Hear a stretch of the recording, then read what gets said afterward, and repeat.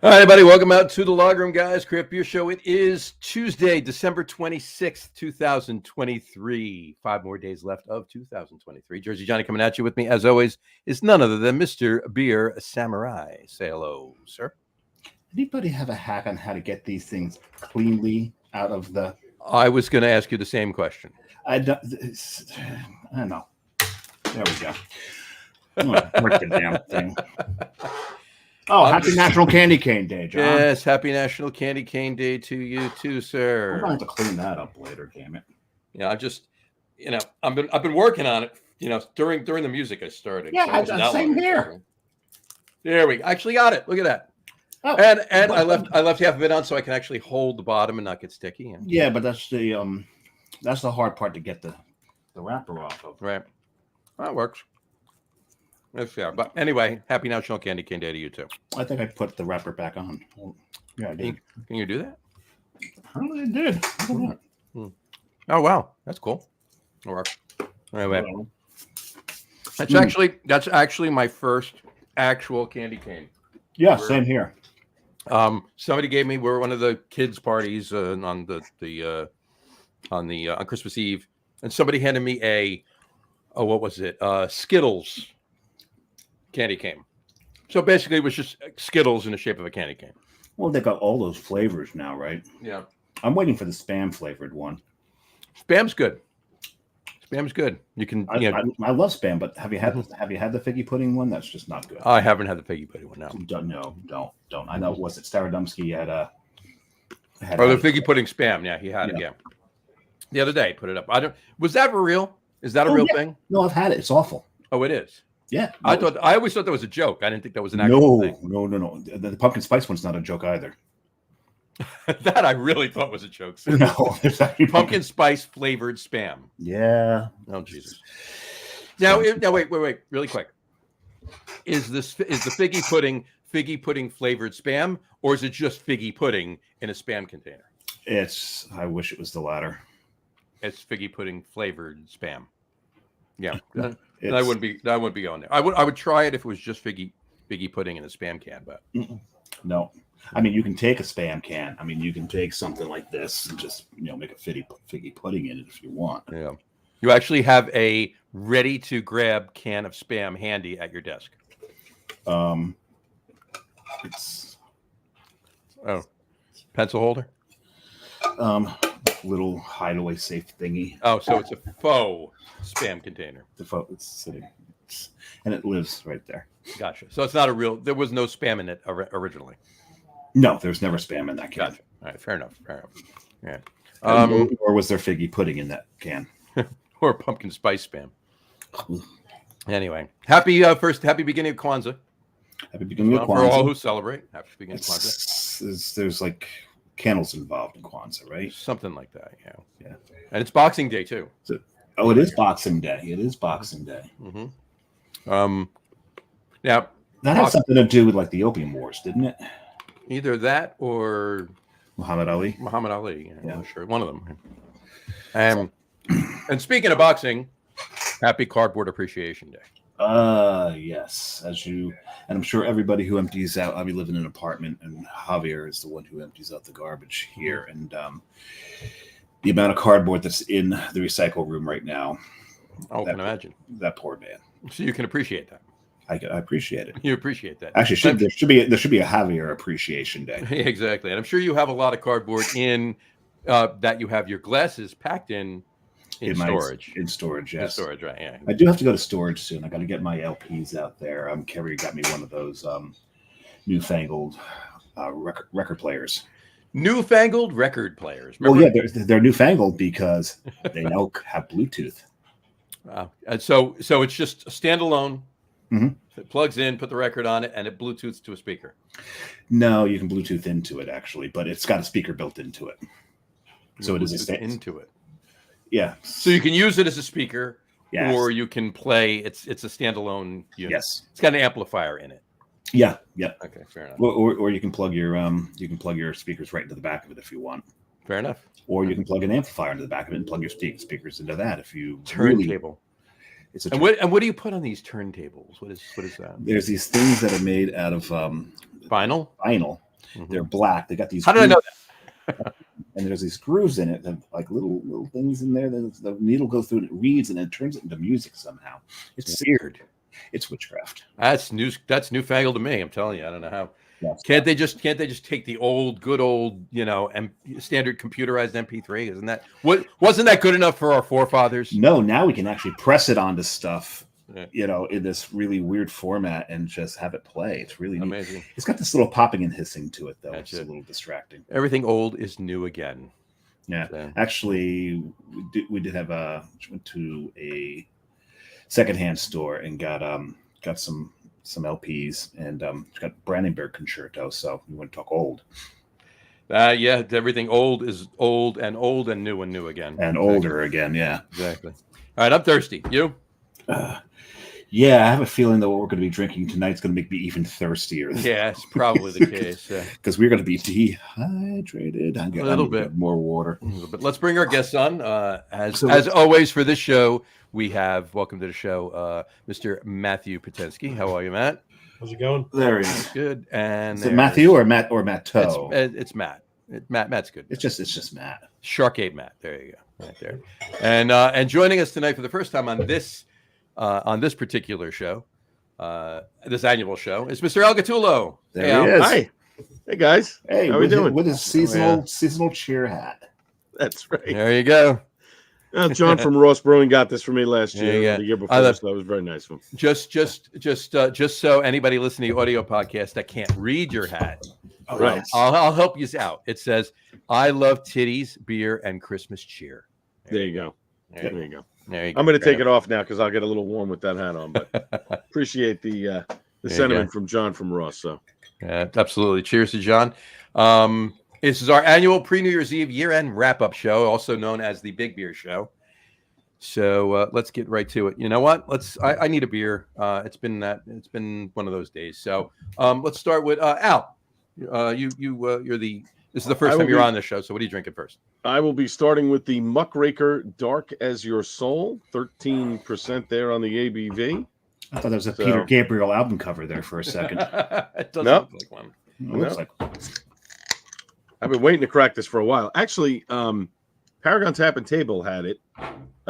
They sell cans that you can buy, to take home. You can get 4 cans for $20, and this was definitely worth it.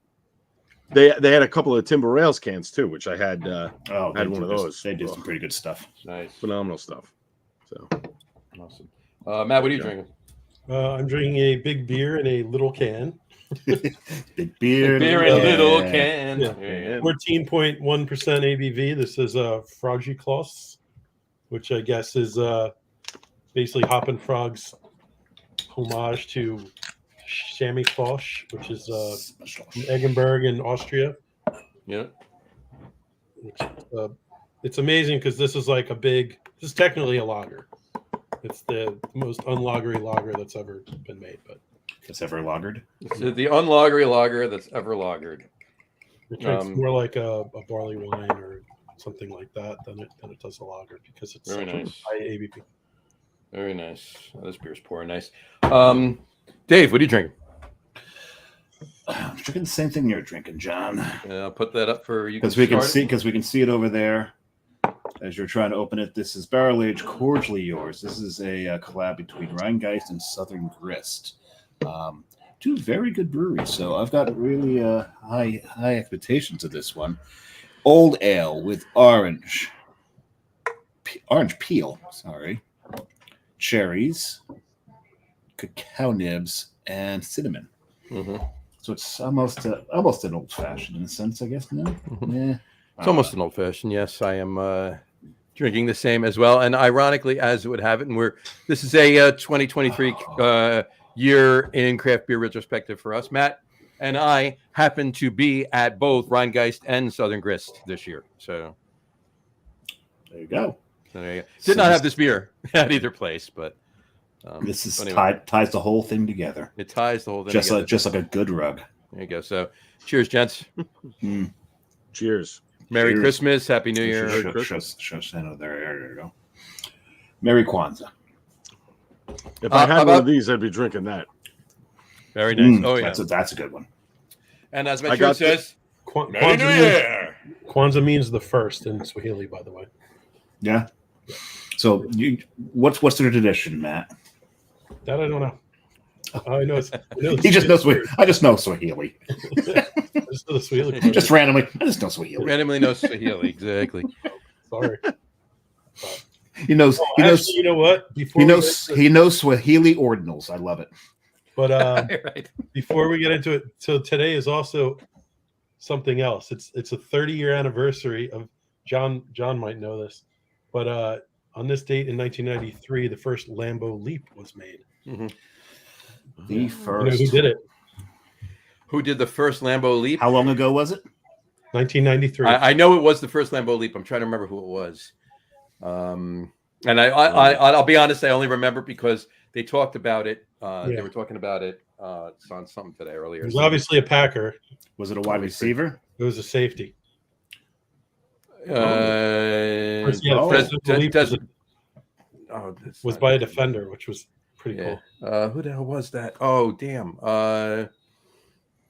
Crap. I'll think of it. Keep talking. Right. You know, We'll let you have a shot. it was. Speak to us in Swahili, Matt. Yeah. Yeah. I only know a couple words of Swahili from a song, but I'm not going to say them now. So Okay. there's a reason for it. I'll tell them later. It doesn't matter. Biri de Ikubwa. Means I watch out for the cougar. Watch out for the big old beer. A big beer tonight. Oh, I thought that was watch out for the older I want- ladies. No, Watch out for the older. Kubwa. Here's the old. I think it's a cougar. Sorry. AUBYU.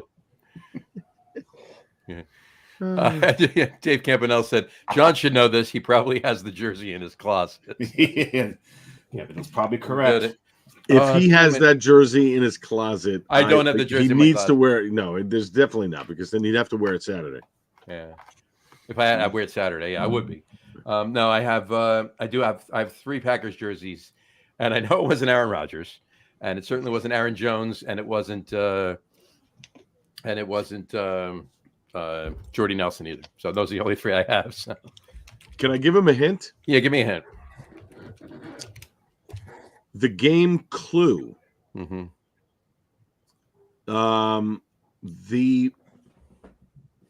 No, actually, no. I'll give you an easier one instead of that, because you probably won't get it from that. He did Bruce Wayne. Bruce Wayne had a what? Named Alfred. Correct. Butler. Well, bingo. Oh, yeah. Right. Yeah. Sure. Butler. He was the king. He was the king. You lost me. We haven't even really started drinking yet. No, we haven't No. really. This is not good. I'm It's just just listening. stuff, I was. you know. Here's the problem. I was going somewhere. Malcolm Butler. Incorrect. No, French. Oh, Malcolm Butler. Malcolm Butler's on the page. What is if back and talk Swahili, I'll speak French. What is French for the king? Yeah, I knew that in French too, though. I tell you, Excuse me. that I was blank, totally going blank, somewhere else. Well, technically, it's spelled differently. It is spelled differently because the I becomes a Y in this right. man's name. Yes, Yes. but the name derives from the king in French. There's a Jim Croce song called "Bad Bad." Oh, Leroy Butler. Duh. All right. Yeah, we really had to Leroy. fucking hold your hand on that one. Holy shit. Jesus. I was going down another path. It path. rhymes with the boy. Yeah, that's where you were going to go. Yeah. That was the next one. Yeah.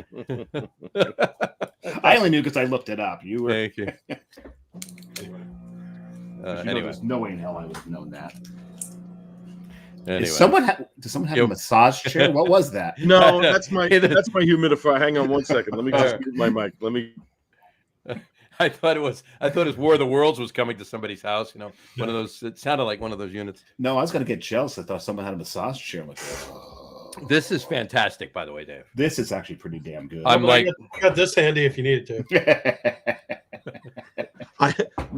My wife got me that for Christmas, and she also bought me this foot thing that you put your feet on it, And the best part of this was it's supposed to be for like you can stand on it or whatever.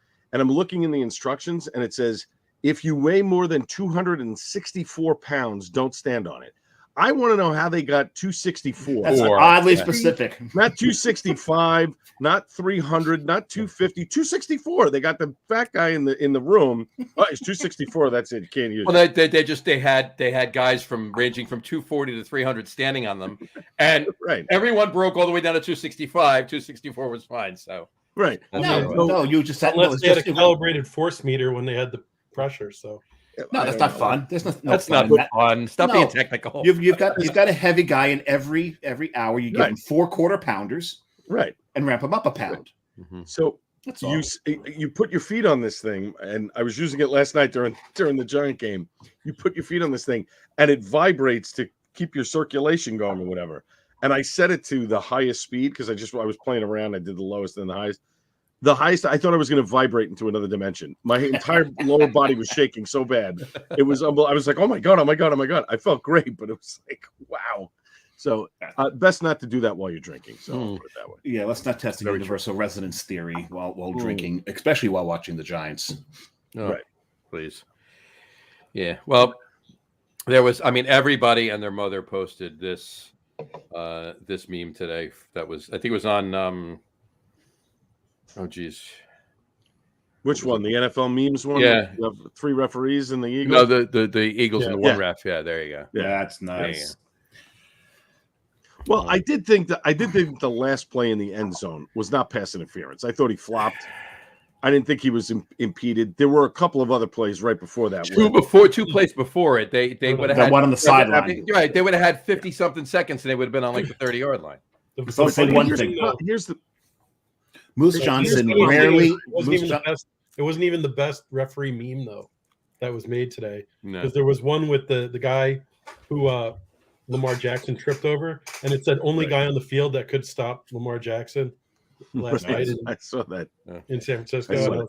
That game was shocking. But the thing about that non-call though, Moose Johnson rarely comments on referees' calls. Mm-hmm. You don't hear him go off too much about it. He's usually tends to be pretty neutral on these things, so I enjoy watching him. And he said, that really should have been pass interference. Right. You don't hear him say that often.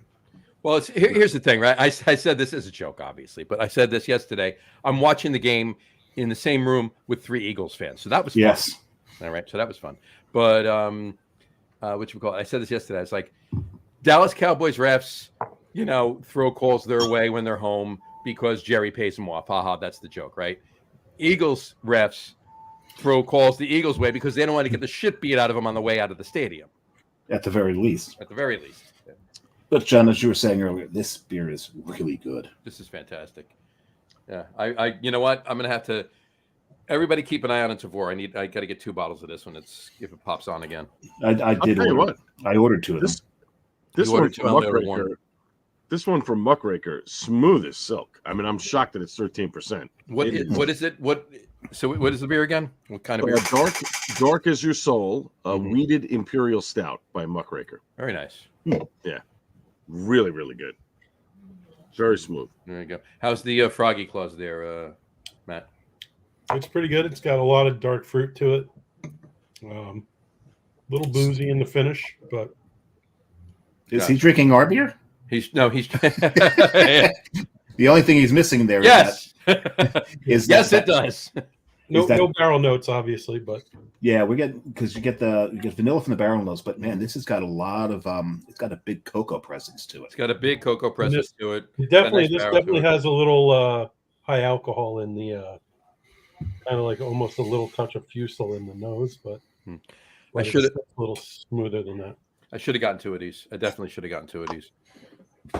I ordered 2 of both the Ryan guys that were available at the time, and I think I told you I wasn't thrilled with the first one. It's you said. I think it oxidized. It was and not in a good way. It was licorice. Gotcha. Oh, it's not supposed to be licorice. What do we have, Matt? What do we have out at Ryan guys when we were there? We had it before. What was the? Was it Night Whale or Mastodon? One of Mastodon. That was Mastodon. Yeah, it's Night Whale that I have. Yeah, Night Whale is a stout. Mastodon, I believe, is the. It's a quad. It's a quad. Yeah. So it was some kind of barrel aged quad. Yeah, it was fantastic. That was really good. Name like that, it better be. So yeah, I'm on the night and, rail. yeah. And Rheingeist is such a cool space too. I mean, it's not Matt. It's like you walk up to the third floor of a factory, and then the ceilings are 40 feet, and all of their 100-barrel fermenters are on that floor, and it's on the third floor. It was just like, what the hell? Yeah, how do they get them in there? And how does the floor hold all this weight, being the third floor in the building? It's crazy. And I'm like, I know where I'm going in the apocalypse. I'm going to the basement of that building. Right? Apparently, that thing's built like you wouldn't believe. So it's a fantastic brewery, and they have really beer. too. And they have beer. Yeah. That's a good thing. And before we drank all that beer, we had Cincinnati chili. So that was over the spaghetti. Yep, with all the cheddar cheese on top and cheddar cheese and chili and onions and everything, all that good stuff. That was fun. Anyway, and that was later in the day after drinking a lot of bourbon too. So it was a full packed day. Yeah. Anyway. We didn't hang out for the women's wrestling. We did not hang out for the women's wrestling. Yeah, we had to hit the road. So yeah, that sounds. Could have been a really crazy day. I would have hit the bathroom. They were setting up for it while we were there, though, so that's true. Anyway. The bathroom or the women's? Oh, the women's. They were setting up the bathroom while we were there. Yeah. And I'd been there once before. It's the second time I was there, and they had opened up a roof deck with bars up there and everything, and that space was really, really cool. And it wasn't there. Last time I was there was 4 and a half, almost 5 years ago, and that wasn't there. But it was really cool. Which on Friday, Matt, you'll be at a brewery that you haven't been to the new roof deck on either. So that'll be fun. It's funny though because I think they'll check your ID and ask if you've been to Skyline, and then it's like if they have enough people, I guess they got to open the secondary bathroom. Secondary bathroom, yeah. Did you get chili before you got here? All right. How many people over there? How many of you guys had Skyline before you showed up here? All right. We got to bring in the reinforcements. We got to open this other bathroom. Second bathrooms. So cool space. Cincinnati's a cool little city, but I say little because we are right next to New York. So right. Yeah. Yeah. So anyway, all right. Let's talk about the year. Al, let's start with you. We, just in general, you don't have to talk about your whole year. Just back, craft beer wise. Obviously, you do a lot of, your show. Obviously, right. You're doing a show every week. Any highlights from your show this year, other than Matt and I, of course? No, you guys were great. That was a fun time at Alternate Ending. That was a lot of fun, and that Black IPA was very good that you guys did. Thank you. With them. I still have a can left. Some of the highlights. Interviewing Jim Cook again was a lot of fun because we got to experience the new lager that they put out and got to spend time with him. Not only did I get to spend time with him on the phone, but I got to spend time with him in person, drinking the lager and discussing different things about the lager and why they decided to enhance the recipe, which I thought was cool. John Schneider, that I just recorded a couple of weeks ago, yes, with his new Moonshine. That was a fun interview. That's one of those ones where I was sort of, okay, I'll ask him questions, he'll answer and whatever. He made me feel like in those 10 minutes that we had been friends for 40 years. Like he could not have been nicer. We spoke for about 5 minutes afterwards. He was telling me about a beer down where he lives in Louisiana that, I need to get and would try and get me some and, et cetera, et cetera. So it was, that was a really fun interview. And the rest of it is really just the state of beer in New Jersey and the closings that have been happening. It seems like from January 1 to even today in Genius Brewing in Houston announced they are closing up shop in 2 weeks. Their tap room is closing January 6th. Mm-hmm. And the last of their beers are going to go out and that's it. They're done. Wow. And they made some great stuff down in Houston. Genius did, definitely. Yeah, absolutely. It's funny you said that. I was going to pause on it, but I told Dave to wait. Dave Campanelle commented, New Jersey craft beer got screwed. That was 2023. Actually, it was 2022 is when it started. Right. And then 2023, there was a little extra screwing. But I don't want people. It was 2019, but Yeah, well, Right. that's true. Well, I don't want people to give up hope here. The legislative session ends January 9th, but the rules go back into effect on January 1st. The governor is out of touch until January 1st. The legislature doesn't plan on coming back until the 4th. Senator Scutari, who is the guy that needs to bring this up to move this forward, has said he is willing to talk and listen. When originally a couple of weeks ago, he was sort of adamant about the bill is the bill. He sends it back to us with this conditional veto and change is probably not going to happen. So the fact that he's changed his tune in the last 3 weeks tells me they are continuing to talk to try and come up with something. Whether or not it happens in 5 days after they get back, because obviously they're not in session this week. They're not coming back till the 4th. They've got 5 days to get something done. I don't know if they can do that unless they have the framework already in place. And it's just a question of, who says yes and who says no, and if they have enough votes.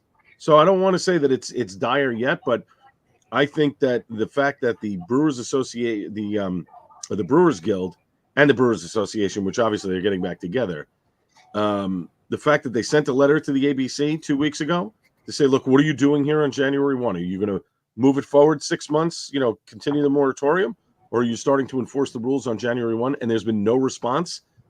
Tells you a lot. Right. So, right. I will say this, though. I won't say who, because this was told to me. I don't know whether it was told to me in confidence or not, but it's not my information to pass along. But I was told by somebody in the New Jersey craft beer industry who also has ties to state and legislating and stuff like that. We'll leave it at that. That this person is convinced, or all but convinced, I should say, that something will happen by the 9th. By the time they're okay, very, very, very optimistic that it'll get done. Because of what they heard from certain people. I think the fact that they've passed this unanimously, it's not something they want to bring up again. And the fact that Murphy is essentially a lame duck here and he's trying to get his wife elected to Senate, right? To become a United States senator. She's going to go after Menendez. You would think this would be a clear win-win for him. Well, no. I mean, the legislature is basically saying to the governor, you're not going to get what you want in the next 2 years. It really needs to be something that we really want to do in order for us to move things forward. Regardless, beer bill or not, anything that he wants to do within the state, he's going to have to negotiate with them. He's not going to be able to just push things through and say, you're going to do this for me, because they're basically like, nah, you know what? We'll wait for the next guy in 25 or the next woman, whoever it is. He doesn't have the leverage to get that big win he wants. Take the small win and get out of Dodge. Right. Exactly.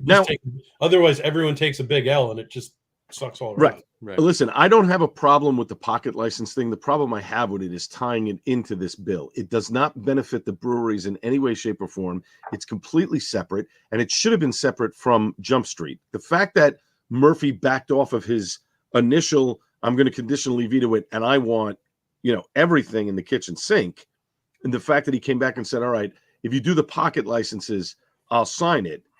And they sort of said, nah, I don't know if we're going to do that. And now they're saying, well, maybe we will do that. I think they see the immediacy of the fact that the brewery industry contributes almost $2 billion to the state coffers. They're going to be in a deficit next fiscal year. They can ill afford to allow more businesses in New Jersey to start going out of business, because then they lose tax revenue. Yep. And that's just going to be a bigger nut. They're going to have to figure out how to, close those holes. So who knows? I'm crossing my fingers that by the 9th we have something on the table and signed. You and me both. I do feel the same way. I'm optimistic because of some of the things you've been talking about, not just today on the show, but also what this other person, I will leave it at that, had mentioned to me. And it was a couple weeks ago too. It was a week and change ago ish.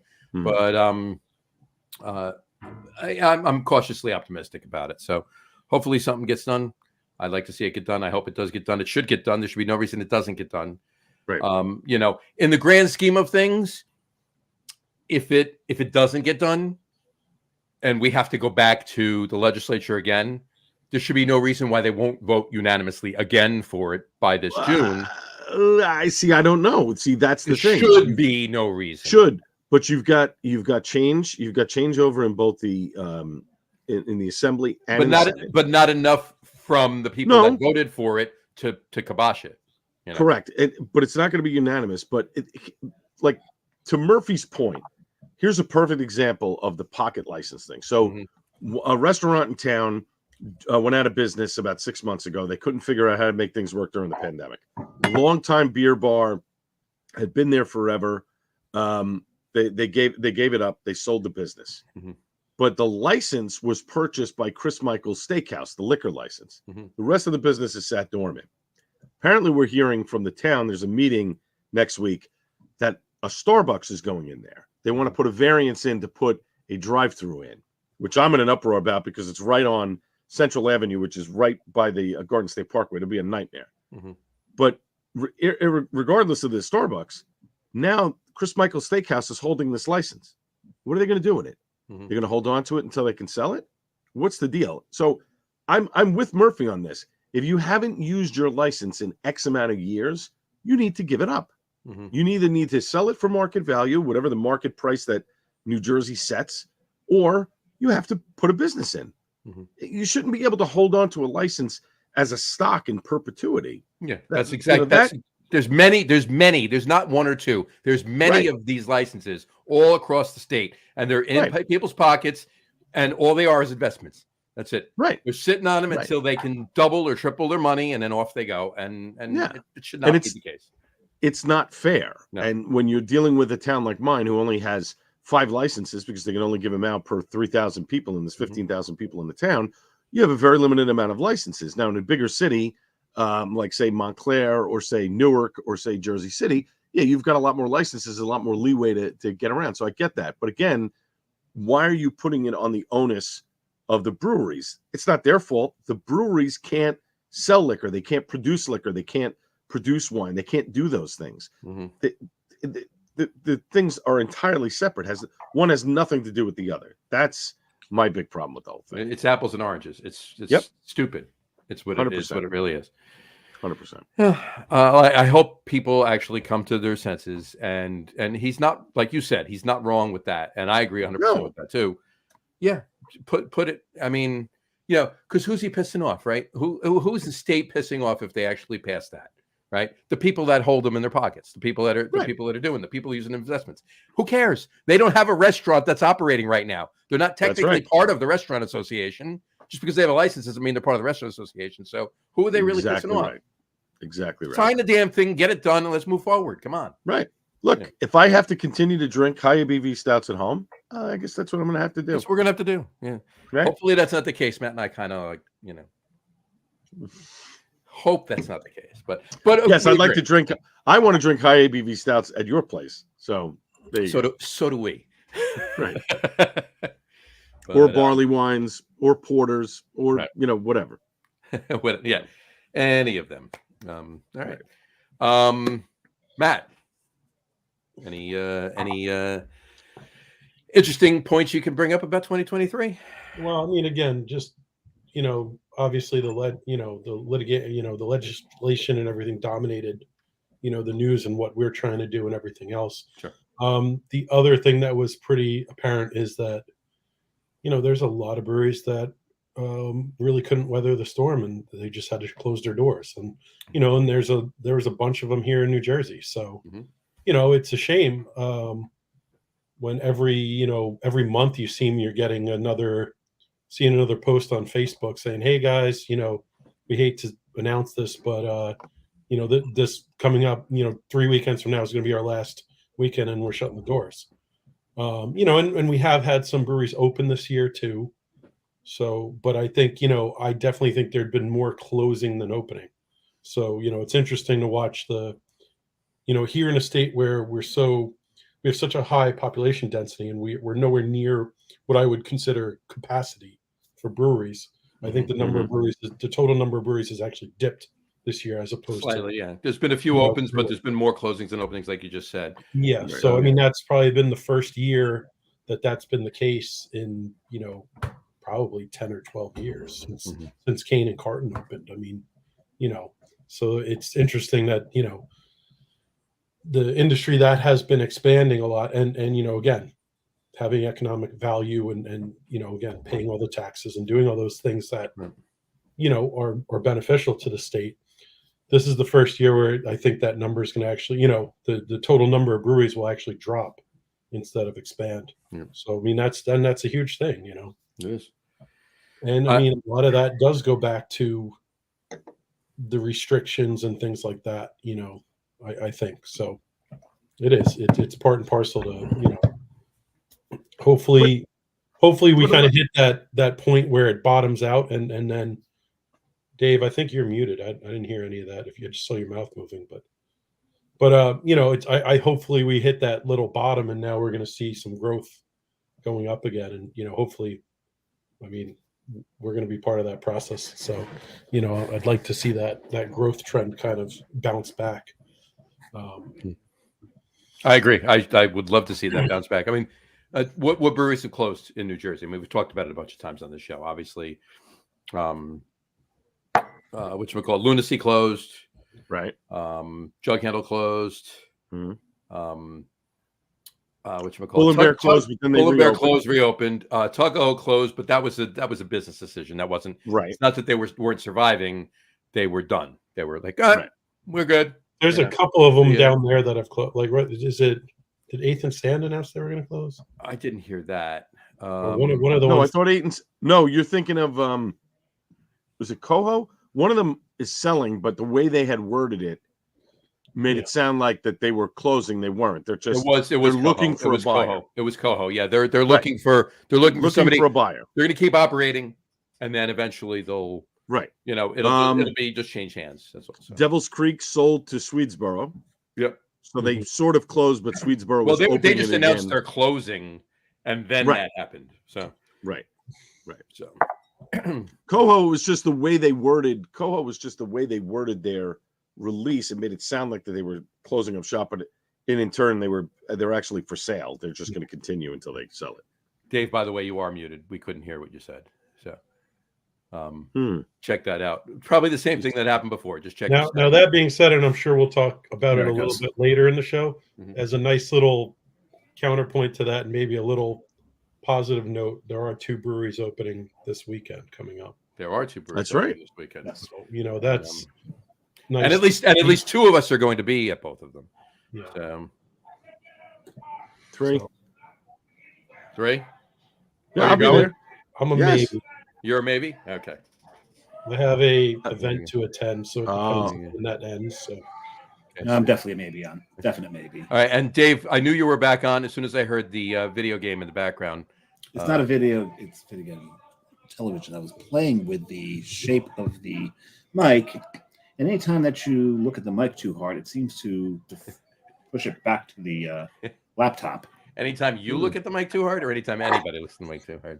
I think anybody. Anybody, okay. So don't look at the mic. It's over here. Don't look at the mic. Don't look at it. One you guys missed. Kelly Green closed this year. Yes, that's Kelly right. Green closed, and that was the same thing. They were just done. Same thing. Yeah. They were just done. And High Rail closed. High Rail did close, but they had their issues. That's another thing too. And High Rail closed. High Rail closed because there was an accident. An accident? Yeah, someone drove a car. Through the front window. But Eskerhard is going in there, so it's another brewery. Right. It's gonna. I mean, Melavino closed. Business decision. I got to put Melavino in. You mentioned Jug Handle, and Jug Handle, their closure. I don't know how much it was for the restrictions or just the asinine decision to move to the location they were in, from the location that they started in. This location. I think it was that plus the beer they were making. Yes. Not good. Yeah, there's that too. Nobody was talking about it. Isn't Asbury reopening? No, Asbury is reopening. Asbury's reopening. Asbury's reopening on Cookman. They have a space on Cookman that they've been building out. It's just taking a lot longer than they originally thought it was going to take. So if you're going to go move to a bigger location, one of the things they should have focused on was making a nice tasting room. Mm-hmm. And that's the problem is they made this big location, and then they were focusing mainly on packaging beer and trying to do contract brewing as well. Also, you can't. We're back to Jug Handle. You can't park there. Yeah, you can't park. There's no parking. And getting location where you miss the turn, it's right off the circle there. It's Mhm. kind of Getting into it is really, you're taking your life in your own hands, making the turn into Exactly. the. But I mean, to go in choke and up have a a parking beer, they lot. had a bar, but then you're sitting at a picnic table, like in a warehouse that, like, literally, like the walls are just, Yeah. spackled drywall. The walls aren't even painted. Or Nothing's finished, No. and yeah, It's Yeah, just so- crazy to me. They Hey, shot themselves in the foot. that sounds Well- like Ross Brewing. I mean, it, I love the tent, but he's got to. We talk about this all the time. He's got to get the building open, otherwise, Yeah. he's got to get the Nope. back building open. He's got to get the Yeah. back building open. Yeah, the front building is just it's a very small tasting room. I And mean, then the you're front outside, building, the so- front building is production. It's not a room; it's a hallway. And I understand you can have that. You should have that little room in the front for packaged goods if people want to run in and buy well, it. You need to have that's actual the initial- tasting room in the back. That's the right. plan. That was right? right. That was the plan, was so that if people wanted to buy stuff, they can get it and go. But he's had to convert that into sort of a tasting room, which is not good, because if you get crowded, you're kind of screwed in there. So Yeah. Mhm. but he's up, he's running, and people are going. That's it. So, he's know, You're drinking big stouts at home. I'm There you go. going with a 2018 KBS. solid standard. No Mackinac fudge. No. No, I think just the actual KBS, right? Yep. And it's not a Mackinac fudge pour in a 5-ounce glass filled to the top either. We've had those. Don't let people from Michigan hear you say Mackinac. Mechanic. that's true. It's Mackinac. That C somehow or another becomes a W. I don't know how, which craft that is, but it becomes a W. There you go. And Victory Java Cask. Yes, very nice. Yeah, this is. I actually have to put my glasses on because I don't even know how old this is and how long it's been sitting in my fridge. This was. that's got to be from the early. I'd say 2012. I want to say 2012. 2017. Really? It's Wow. that young? I didn't even know they made that again in 2017. I think this was the last year that they did it. No. Oh, and speaking of which, B3 is coming up in May. You're May. making barbecue. There Yeah, Make sure you're there. exactly. We will be there. Oh yeah. Well, Matt and I will be there. I can't speak for Before Dave. that, we got Bruisology coming up. And Bruisology's February. coming up. Mhm. I got my VIP ticket for that. I There can't you wait. go. we got our VIP tickets. And Ooh. Carrie's going to have foot surgery, so she's not actually going to be able to go. She won't be walking just yet. So I will probably bringing Meathead with me. Meathead, a little meathead sighting that day. There you go. It's been a long time since he's been around, so it'll be There you interesting. To I bring mean, him it's out. kind of crazy because this beer it's a little old school in a sense now, but it's still just damn. It's just one of the best beers brewed. Well, yeah, of course it is. I actually almost drank a Founders tonight too. I went back and forth with my third beer, if I even get to my third beer. Considering after it's these, 5 but- years old at this point, it's drinking really nice for That's- 5. I mean, that's it's still got fantastic. coffee in it. Right. I just remember when I was working in Edison, and you had Haley's Harp, and they would always put the KBS on tap for the Kentucky Derby. And it'd be like Oh. Monday after the Kentucky Derby, and I'd like ring them up and be like, "Hey, Hey, left. you guys keep that keg of KBS?" And they're like, "Nope." And I'm like, 2.5 hour lunch it is, Done. because I love them, and the food was great, and the ambiance was great, but man, they were slow as anything. I want to bring this story up really quick. I've said it. I think I've said it before on the show, but I don't think I've ever. Matt, I might have said it to you before. Al's never heard it. I'll be quick about it. If you remember, you guys ever watched the Brew Dogs when they did the original show on, I guess it was on the Spike Network or whatever it was on, whatever it was on. And one of the places they went to Against the Grain, and they brewed a beer with Against the Grain, and they made a stout that they brewed with mint, fresh mint from a local farm that provides mint for mint juleps for the Kentucky Derby, right? And they went to Sazerac, and they got 5 Pappy barrels, and they built this carousel. And they put the beer into this carousel, and where it would be in one barrel, and then the carousel would just turn. It would all empty into another barrel, and then into another barrel, and then another barrel, and it just went around and blended itself as it was going around the carousel. And then they released it for the Kentucky Derby, and it was a mint julep stout, barrel aged stout, right? Essentially. Wow. And it sounded so good, right? So about 3 months later, I'm in Connecticut. I'm up in New Haven, and Cask Republic. I don't remember if you remember Cask Republic up in it was in New Haven. It was a It was part of the Ginger Man group, right? Cash Republic. So it's gone now too, right? But we walk in there, we sit down and we're ordering. I'm looking at the beer menu, and I see this stout. So that Against the Grain sold a barrel of this stout, probably a sixth, obviously, of this stout to Cash Republic. I'm like, I will have that one, and then Nice. and then I had it again and again. I had 3 of them. It was fantastic. So, but you mentioned Kentucky Derby. That's why I remember that. So anyway, Dave, you finished? I'd have 2 of those and a hamburger, and it'd be 2.5 hours. But then I'd call them again on Tuesday and then maybe Wednesday. There you go. I'm moving on my second, John. I'm not going to finish this. It's funny because I'm almost finished with it. I'm finished with my glass, but I'm not finished with the bottles. Oh, I poured the rest of it in. Yeah, I didn't pour the rest of it in because I don't know about you. By the way, I didn't turn the front of her around. I can't. If you see, Yeah, there you go. Get some cane on there. It's a Kanye glass. Kanye glass. But I don't know about you, John. As this is warming up, it's getting a little cloying. It's getting sweeter as it warms up. Yeah, it's getting sticky and cloying, and I'm not gonna. So I'm gonna let the rest of that sit. I think it'll sit in the fridge overnight. It'll go in the beer fridge, so I won't pull too many off flavors. I will tell you, for this being 6 years old, this has still got some great coffee to it. It's got a nice. Victory makes some pretty solid beer. I mean, I think they can. Pretty big brewery, but I mean, they're pretty underrated. They're sending me their. They did a collab with Tasty Cake. Oh, they did a coffee cake ale, Nice. and Matt from Massive Beers, he did an unboxing last night. Last night where he got it. It may be sitting in my studio at work. I probably won't see it for another week, but you're right. They are a very underrated brewery that makes some really good beers, and the fact that they sort of banded together with 6 Point and Southern Tier, Victory, and 6 Point, yeah, is tremendous because they all make really good stuff, and not one of them sort of, outshines the other. They're all sort of complementary to one another of what they do. And 6 Point is actually building a tasting room in Lower Manhattan, literally across from the World Trade Center. Yep. I keep seeing the sign, late 2023. Well, it's 2023 is almost over. It'll be early next year. From what I understand, they've actually do occasionally pour there if you catch them at the right time. No, they haven't opened it yet. No, I heard that there's been a soft opening.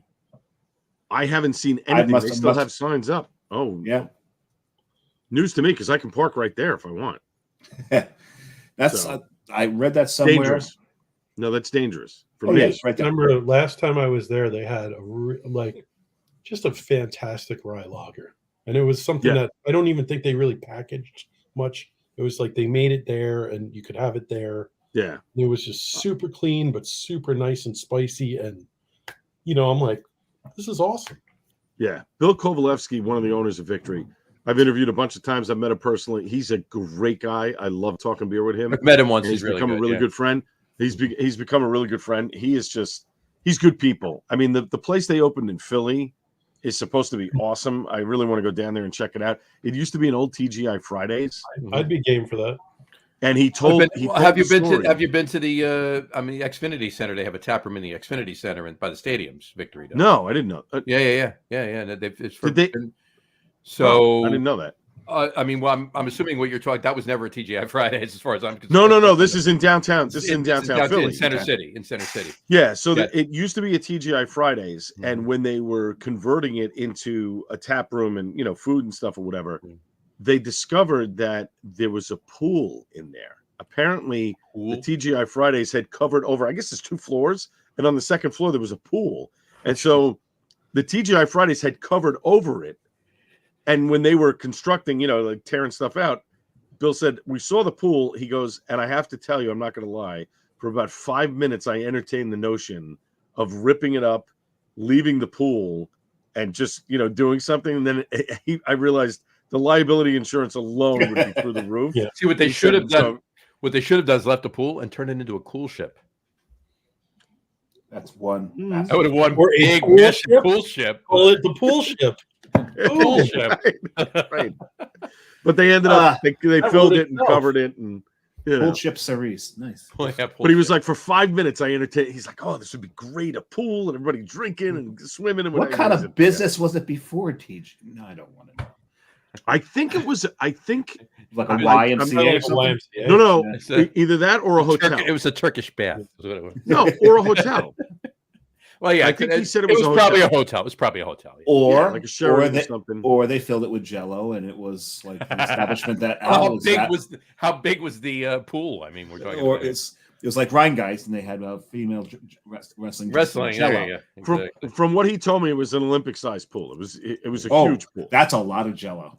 Yeah, it's a lot. I'm going to eat a Lindor snickerdoodle truffle really quick here. So Thanks for sharing. I just want to let you I know. mean, Victory always has a soft spot in my heart because Hop Devil was one of the very first like craft beers that I really. I know. Yeah. What did you call them? The blend you the Black and Devil? Yeah, that's I used to get pictures of Guinness and pictures of Hop Devil at this one bar, and we would make what we called Black and Devils instead of a Black and Tan. And I mean, basically, it's a black IPA. It was like a black IPA before black IPA was a thing. So There you go. Like 2000, the year 2000 or something. Matt invented the. I didn't invent it, but I thought it was. I enjoyed that flavor profile, and then Oh no, what's fantastic though. No, said, "Hey, I love Hop Devil. good Hop idea." Devil's a great beer. Hop Devil's a great beer. It's a classic flavor. It's a classic flavor. I mean, just like I mean, I if you equate that ever- on the level of like Nugget Nectar, right? Trogs come out with Nugget Nectar every year. You got to get one. You got to have one, at least one every year. It's I mean, if you ever just blindfolded me and put a Hop Devil in front of me, it'd probably be 2 feet from my face, and I would just say Hop Devil. Like it's just that scent, that nose of that beer. It's like burned into my brain. Gene Lynch wants to know if I'm having snickerdoodle edibles. So, technically, yes. He's having a snicker. He's having a singular plural. Yes, he is. He's having something that's snickerdoodle flavored. A snickerdoodle edibles, right? So, there you go. All right. Exactly. Dave, did you pour your second beer? I do have the hen come in here. The hen come. What I sent John what I was drinking today, I misspelt it. Mister, you didn't mispronounce it. You I misspelt it. It's supposed to be Kun Hen, and there's the first N was an M, so it was Cum Hen. That's a totally different. That's he channeled his inner Matt, is what he did. So. Channel my inner George Carlin on that So one. you have Well, that high too. fructose corn syrup in it. Corn syrup. Yeah. That's a different farm. Yeah. This drinks like an old ale, John. Wow. Yeah, I gotta take my obligatory picture. Here, I'll put the crawl up. Here you go. Talk about this. This is something else. Yeah, if you aged a really good old ale and good bourbon and good, it's supposed to be bourbon barrel aged. It's bourbon barrel aged. Yeah, it's bourbon barrel aged. This is what you'd have, and man, this is.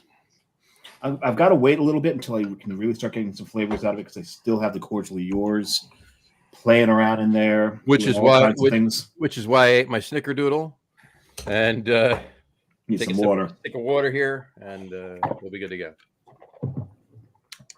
There we go.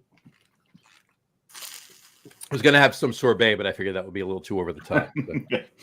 A little pretentious. Exactly. So I'll take a sip of this. I've been waiting for this since it arrived from. I've been waiting for this since I ordered it from Tavor. So, oh my god, I ordered 2 of these as well. So,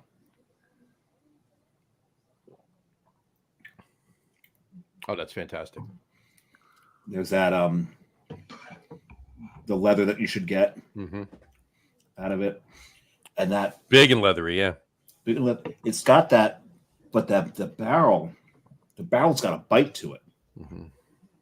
You're getting that little bit of a bourbon bite out of it, John. Oh, a big bourbon bite out of it. Yeah. I ordered one of these, and I ordered one of the regular ones, not the barrel aged. Same beer, non-barrel aged.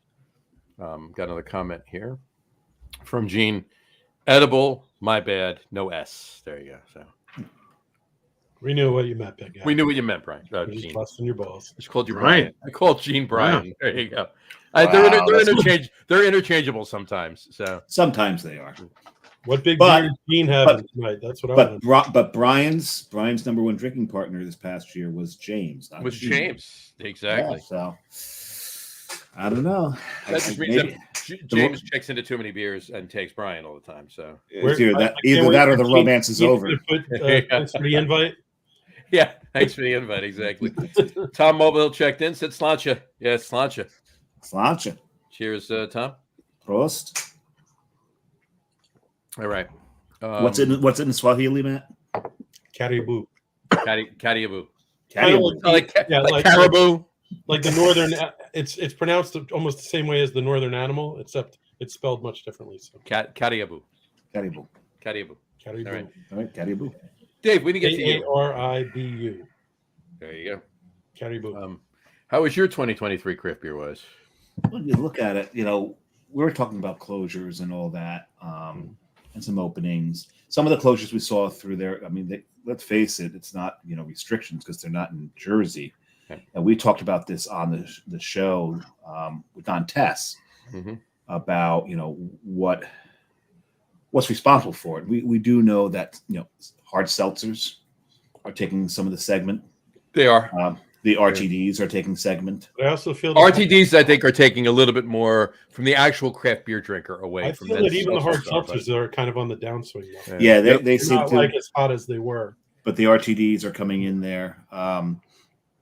So there's a lot of factors at play there. But as far as I'm concerned, 2023 for me will be the year. Hopefully, it won't stay this way, but it'll be the year we lost anchor. Yeah. When you talk about closures, that's That the was one a big that, one. Yeah, that's the one that hurt the most. We mourn the closures in New Jersey, other than the ones that were good closures, right? Like the business decision ones. business decisions, the Kelly Greens and the Tuckahoes, Right. but the and the Malavinos. Malavinos a business decision too. Yep. Right. Still mourn it. Of course, right. But, I wish Sergio had stayed open, though. I mean, I do too. Yeah. Well, I mean, that's it's an interesting point though, because it's not just Malvino.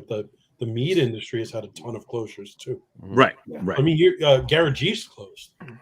Yeah, Garage Garage was closed. like the meatery. Like they were the Southeast. king.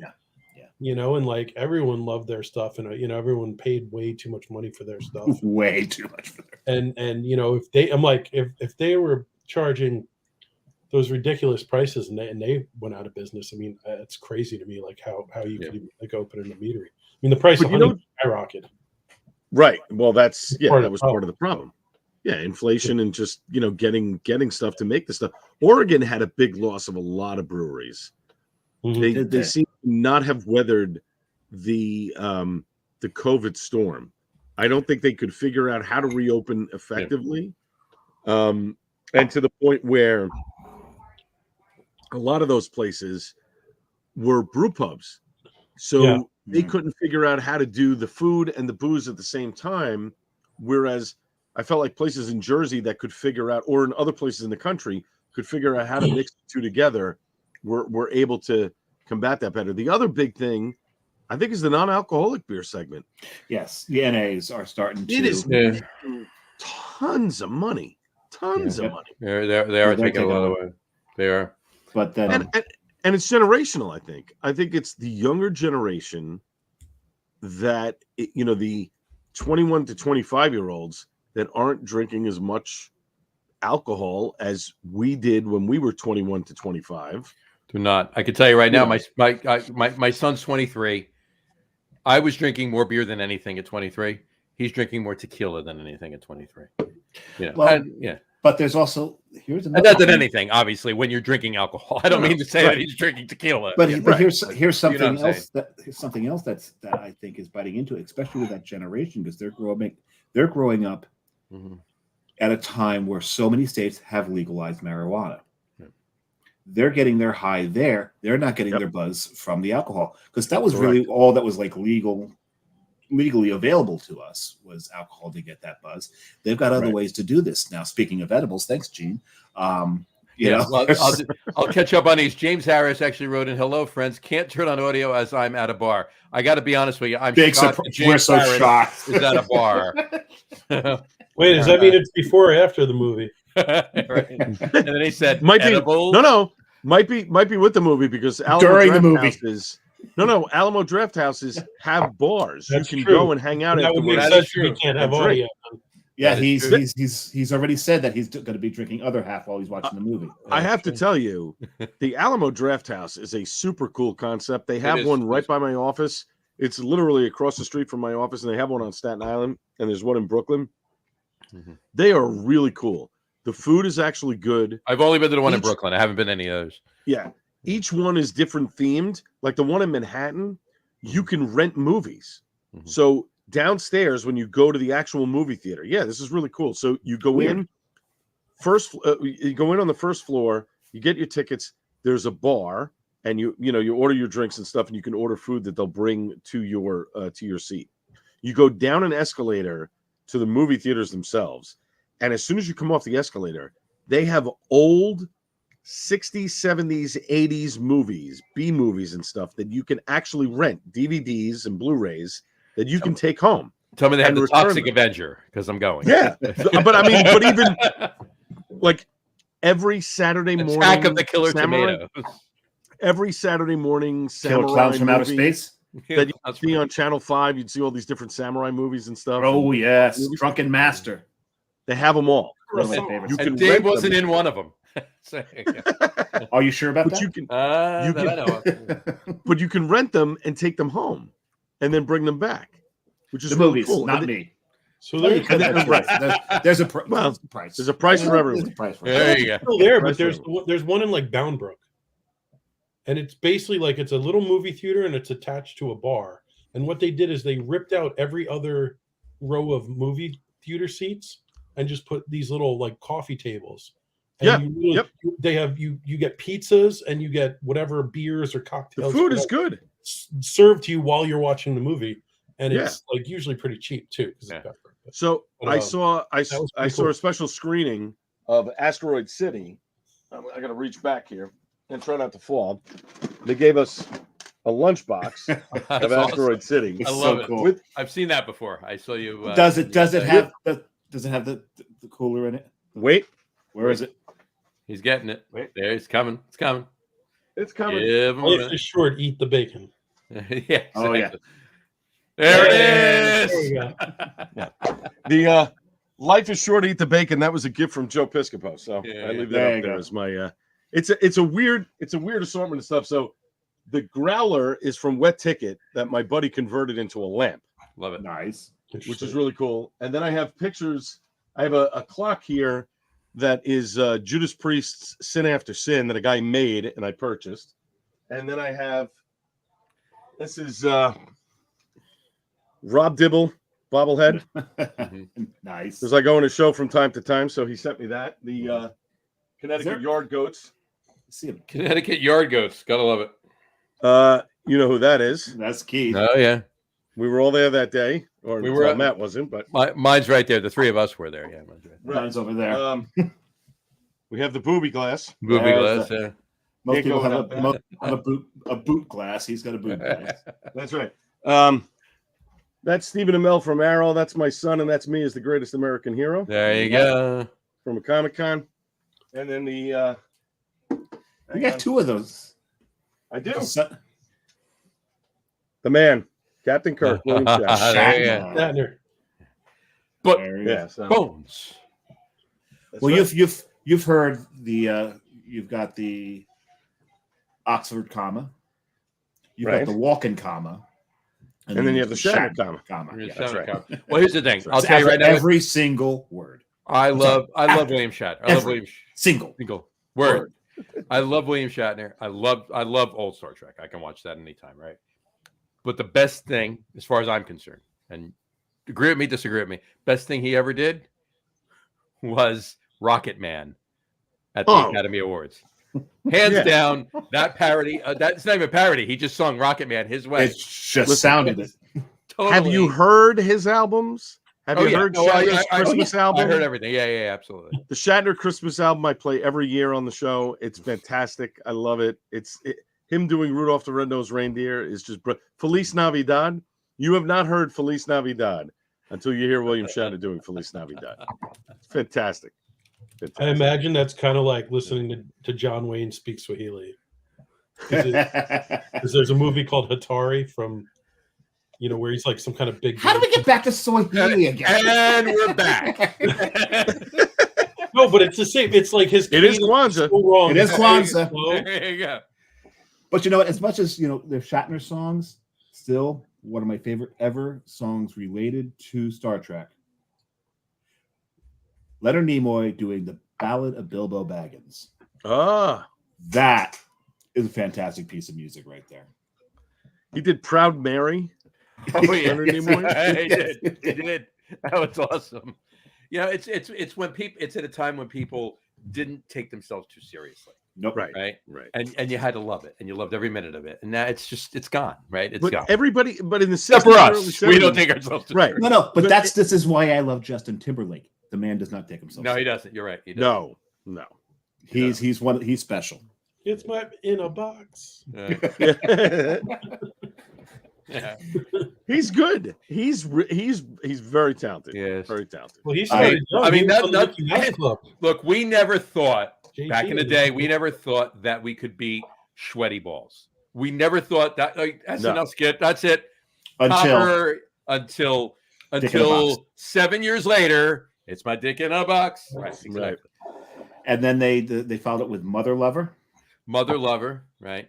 But then they had we talked about. And there was a third one in there too. I forgot what the last. There's a third one where they're trying to rationalize that a threesome isn't gay. Something like that. It's okay if it's in a three-way. It's a three-way. That's the one. Three-way, yeah. But then you also had what did it say? If our junk touch. No. If there's a kitty in the middle, it's okay. Yes. All right. Yeah. So I forget what it is. Oh my God, that was. We said it last week on the show. And who was it? Lady Gaga was in that one. Yeah. Mm-hmm. We said the sequel to Sweaty Balls was Dusty Muffin with Betty White, which was awesome, which was great, and then the whatever they were calling themselves, Adam Sandberg and Andy Samberg and Lonely Island, right? And they did Jizz in My Pants. That was good too. Yeah. I'm on a boat. I'm on a boat with T-Pain, right? With T-Pain, right? Did you ever see I Just Had Sex? I didn't see that. That's one of the best ones. Yes, that's a good one. I haven't seen that. You gotta look that one up. I'll have to go on YouTube when we're done. Yeah, T-Pain's in that one, and it's fantastic. But the Jizz in My Pants one, T-Pain's in the boat one. Neo's in that one, but the Jizz in My Pants one was the girl who played Meadow Soprano. What was her name? Jamie Lynn Sigler. Yes, she was in that. So that was always good. Oh, so much fun. So much fun. All right. Here I just that kind of went out left field. Here we go. That's fine. Just to catch up on that, James Harris did say edibles. Gene Lynch said, "Why not?" And James Harris laughed. And then James Harris said, "We were talking about Alamo Draft House. Yes, the movie. I had Fruit on the Ground. 2 beers and an old fashioned. It was great. 2 more.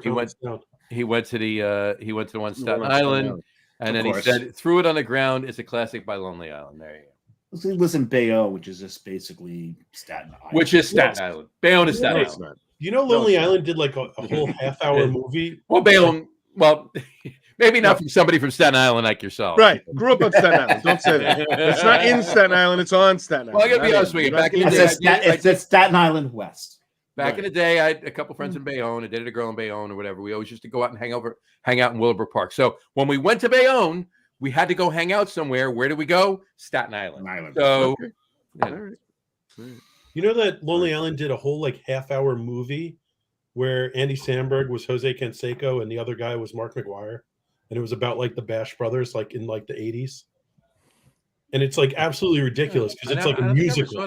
I don't think it's like a musical, and it's just absolutely ridiculous. All right, remind me of these later because I'm gonna have to look both of these up before we're done. This is interesting because James just commented again. I'll say it again. There you go. He said, "Haha, yes, Bayonne and Staten Island joined at the hip. We are the same." All right, James. James is Al, from Bayonne. how about Al's it? from Staten Island. Yeah. No, the point. Not, the thing I not the same. The thing I want to point out is if you look back, Hello Friends can't turn audio on as I'm at a bar. Apparently, he can hear us. That is true. Well, maybe he's got the closed captioning on. It is closed captioning. If we you have don't have the closed audio on, we have closed captioning. Yeah. Oh, Yeah. we're that fancy. We're We that got closed- fancy. Yes, we are. Wow. There you go. Ooh. So He says, except Staten Island has lower taxes. He said there. It's a good point. Well, depending on Wow. where you live, yes, And more dead bodies. that's true. And Some seagulls. in cemeteries, some not. Yeah. Some in the No, they're in landfill. cemetery. No, they're in cemeteries. Just two in the box. Yeah. Oh yeah. That's all. I get you. Yeah.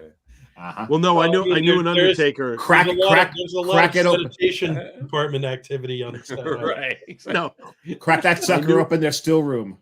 I knew an undertaker that his nickname was Two in the Box because he would do some stuff for the mob where they'd have a burial, there'd be another body in the box. So There you go. Yeah. And then James said, "Yes, I have closed captioning. When you go back to Who's viewing that and you one? see Dick in a box, there you go. there you go. Nice. There you go. Anyway, all right. Yep. I'll just weigh in just a couple of things from 2023. It's clearly I wasn't done with my 2023. Oh no, go. I think Because we're still talking about Fair enough. Anchor, not to Okay. bring things down because we were having a lot of fun there. But I don't know if you've seen the recent news about Anchor, where the collective of employees Yep. have, they're working with a company that's actually, their specialty is, these collectives. And so what they're doing is, they've got the GoFundMe out there. Mhm. I'm really close to putting in for the GoFundMe because what they're doing is they're targeting. Mhm. They know damn well that the liquidation company that Sapporo has hired are selling things off piecemeal. Mhm. So they're smart. What they're going for is they're going for the brand. Mhm. They're going for the brand, and if you go for the brand, that includes the recipes. Mhm. This way, if they can win the bid on the brand, and the employees own the brand, then knowing that they're the only people that can brew the Anchor beers, they can then court investors who will then put money up for the property and the equipment. And that way it comes together. So they're targeting it, and they're targeting it intelligently. But what are they selling piecemeal? You're saying They're selling the building, the equipment. Everything's being sold off separately. The branding and recipes are being sold off as one chunk. The Okay. real estate is another chunk. The equipment is another chunk because they're liquidating Anchor. What they're doing is this company that is doing the liquidation, they're trying to get the most money that they can for Sapporo. So they're Right. splitting it into different assets. And the asset that the employee collective is going for is the branding, which I think is a very smart move It is. because it's the only way that they can get all three together is by getting the branding and They then can courting get other another investors. building. They can get another. Yeah, They don't want to, and they they think can. that I'm saying they can. They can. They just wind up with the brand and the recipes. They can get other equipment and other real estate. If they get the branding and the recipes, and then they can court the investors for everything else. Matt is having his. My third beer comes in a fancy box. I took it out of the box. So I could, don't say it. Don't say it. God, But I love everything that Firestone does. To each his own.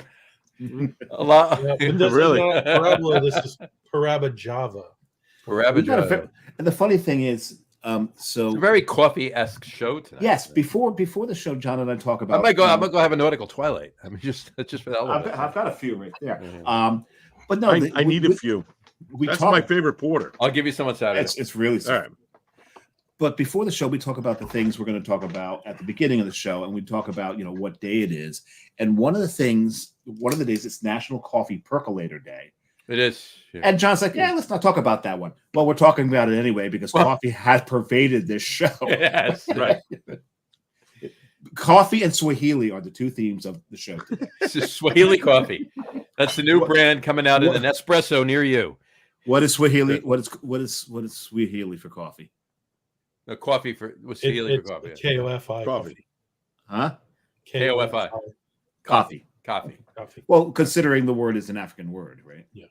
Because it was what? I mean, they are literally Ethiopia? like, far from Ethiopia. So There you go. Which is one of the better coffees in the world is Ethiopian coffee. So well, it's technically where coffee was first born. domesticated or whatever you want to call it. Yeah, 'cause everyone thinks coffee is Colombian. It was. did you say emasculated? Did you No, domesticated? domesticated. Oh, domesticated. Okay. Oh, I thought he said. I actually thought he said Damascus. Domesticated. Let's keep drinking. All right. By the way, I don't know if you saw this before. This is the first time I actually drank this. I haven't just acquired this recently. A Treehouse Tiku. Oh, nice. Ah. That's funny because if you saw, They haven't been in the news. Not No, at they haven't all. been at Not all. at all. You talked about them on your show. Glad you bought I that. They did. need to pay for that lawsuit. So That's right. That's right. I that lawsuit seems a little suspect to me. Although I can I understand said it from from day certain one it was a little perspective. suspect. Yeah, but You're saying that the two owners are enriching themselves by buying property and all kinds of fancy things, and yet you're an investor and you're not seeing your return on your investment. You mean to tell me you haven't been getting checks from them? Like you waited this long right. to say something? Because they've been, these two guys who I guess brought the lawsuit have been investors in Treehouse for a long time. and I think Long, that's long what he's saying. He's saying he's getting checks, but they're not nearly what they should be. Well, I mean, Yeah. they haven't released their books, so what should What's they your be? percentage? But that's what he's also saying. He's Yeah. saying he's not even privy to their books. Hey, John. He's saying, how do I know I'm getting paid properly if they're not even transparent on what the company's making? Hmm. Which I mean, if I'm a partner, I understand that. Yeah, I could see that. I Hey, could. John. John, is there exposure to us because our investors don't think they're getting what they're getting, and we have closed captioning now? There you go. That's true. I hope we don't get a lawsuit. Oh, I know. Oh, wait a second. We have no investors. We have no investors. we're good. We're We're good. solid. In any event, no. I look. Here's the thing. What percentage of investors are they? Like, do they have 1%? Do they have 0.5%? Do I they think have it's like 30%? You know, 2%. 2%. I think it's 2%. Between the two of Yeah. them, or just each? each. Each. Okay, 2% each. All right. So, I mean, there's got to come a point in time where, like, I mean, your book should be obviously made available. Okay, I'll give you that. Your book should be made At least to your investors. to the investors, Right. of course. Right. But the investing that they're talking about, the buying property that they're talking about, is it personal property, or are they taking the money and reinvesting in Treehouse and buying the property in Sandwich, Massachusetts, and up in Saratoga Springs, New York? Well, no. Yeah. So No, what they're talking saying about they're doing personally. it personal. they're saying he Yes, bought the property personally, but then they're selling it back to the brewery to use. So theoretically, they're making They're making money on them. They're making money on They're them. making money on when So they're taking company and they're- money out kinda for shady, themselves, Wow. buying the property, selling it back to Treehouse to make more money for If themselves. that's, And all if, of that's this is- if that's truthful, it's douchey. All of that is alleged. They're saying they're buying cars and all this other stuff. But let's say you're a 2% investor and you put in $2,000, right? Mhm. Now I'm not the greatest in math, but what's your return on your investment? 20 grand, Mhm.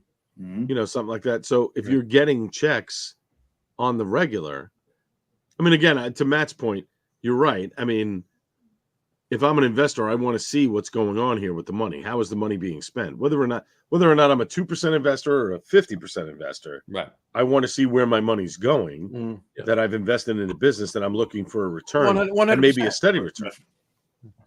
And By the way, thinking there Especially should be- that those guys seem to be printing money. I mean, their they've been printing beer money is for years. phenomenal. Yeah. No, but I'm just saying their beer is phenomenal. People make this trip to this mecca of beerdom, you know, and they're buying, you know, tons of stuff. People, you see all the time. I'm muling this, I'm muling that, I'm buying this, I'm buying Mhm. that. They have strict rules of when you go, how much you can consume on the property, and the rest of it you have to take to go and whatever. So they're very tight-lipped about all that stuff. So yeah, if I was an investor, yeah, I'd want to know what was going on. I do agree. But I still say there's something amiss in there. It might Yeah. be minuscule, but there's something, you know, I mean, it's got to be a little envy, a little jealousy, a little, allegations okay, hey, like transparency and what's going on in the books. I invested $2,000 That's 20 years ago. Where's my money now that you guys are rich? That kind of. It was just like Trump's tax returns. If you've got nothing to hide, show us. Show it, right? Right. Well, no politics on the show. I know. It's one for one. That's an apples to apples, right? I gotcha. Well, especially when it comes to real estate. Real estate, there's lots of things that you can do with real estate that you can, take off on a tax return and hide. That's perfectly legal. So 100%, absolutely. I mean, that's the thing. Really quick, Brian Boak. But I think that hi guys. Hey, Brian. Hey, Brian. Hey, Brian. Right. Cheers. But I think see you in 5 days, Brian. Hey. But I think that people don't. I think that people don't understand that when it comes to real estate. There's a lot of stuff that you can write off in real estate that as a layman you would never be able to write off, and it's an acceptable loss, and you still turn around with a profit. So that's nothing to do with politics. That's what I think, Al. That's what I think part of the lawsuit was, because basically how the real estate deals went down, it literally all the benefits, all the tax benefits, all the profitability was on the personal side, not on the business side. So the guy was like, again, he's a minority owner. He doesn't have a say in how they do their decisions, business, in the decisions. But it's like, all right, if you guys are making a decision and it's basically benefiting you personally, but not the business, that's kind of effed up. Yeah. And again, it may or may not be true. Here's the thing. I read the whole thing of what the allegations were and so on. I don't know. I just say this, and I said this to I said this to Dave. I think I said this to Al too.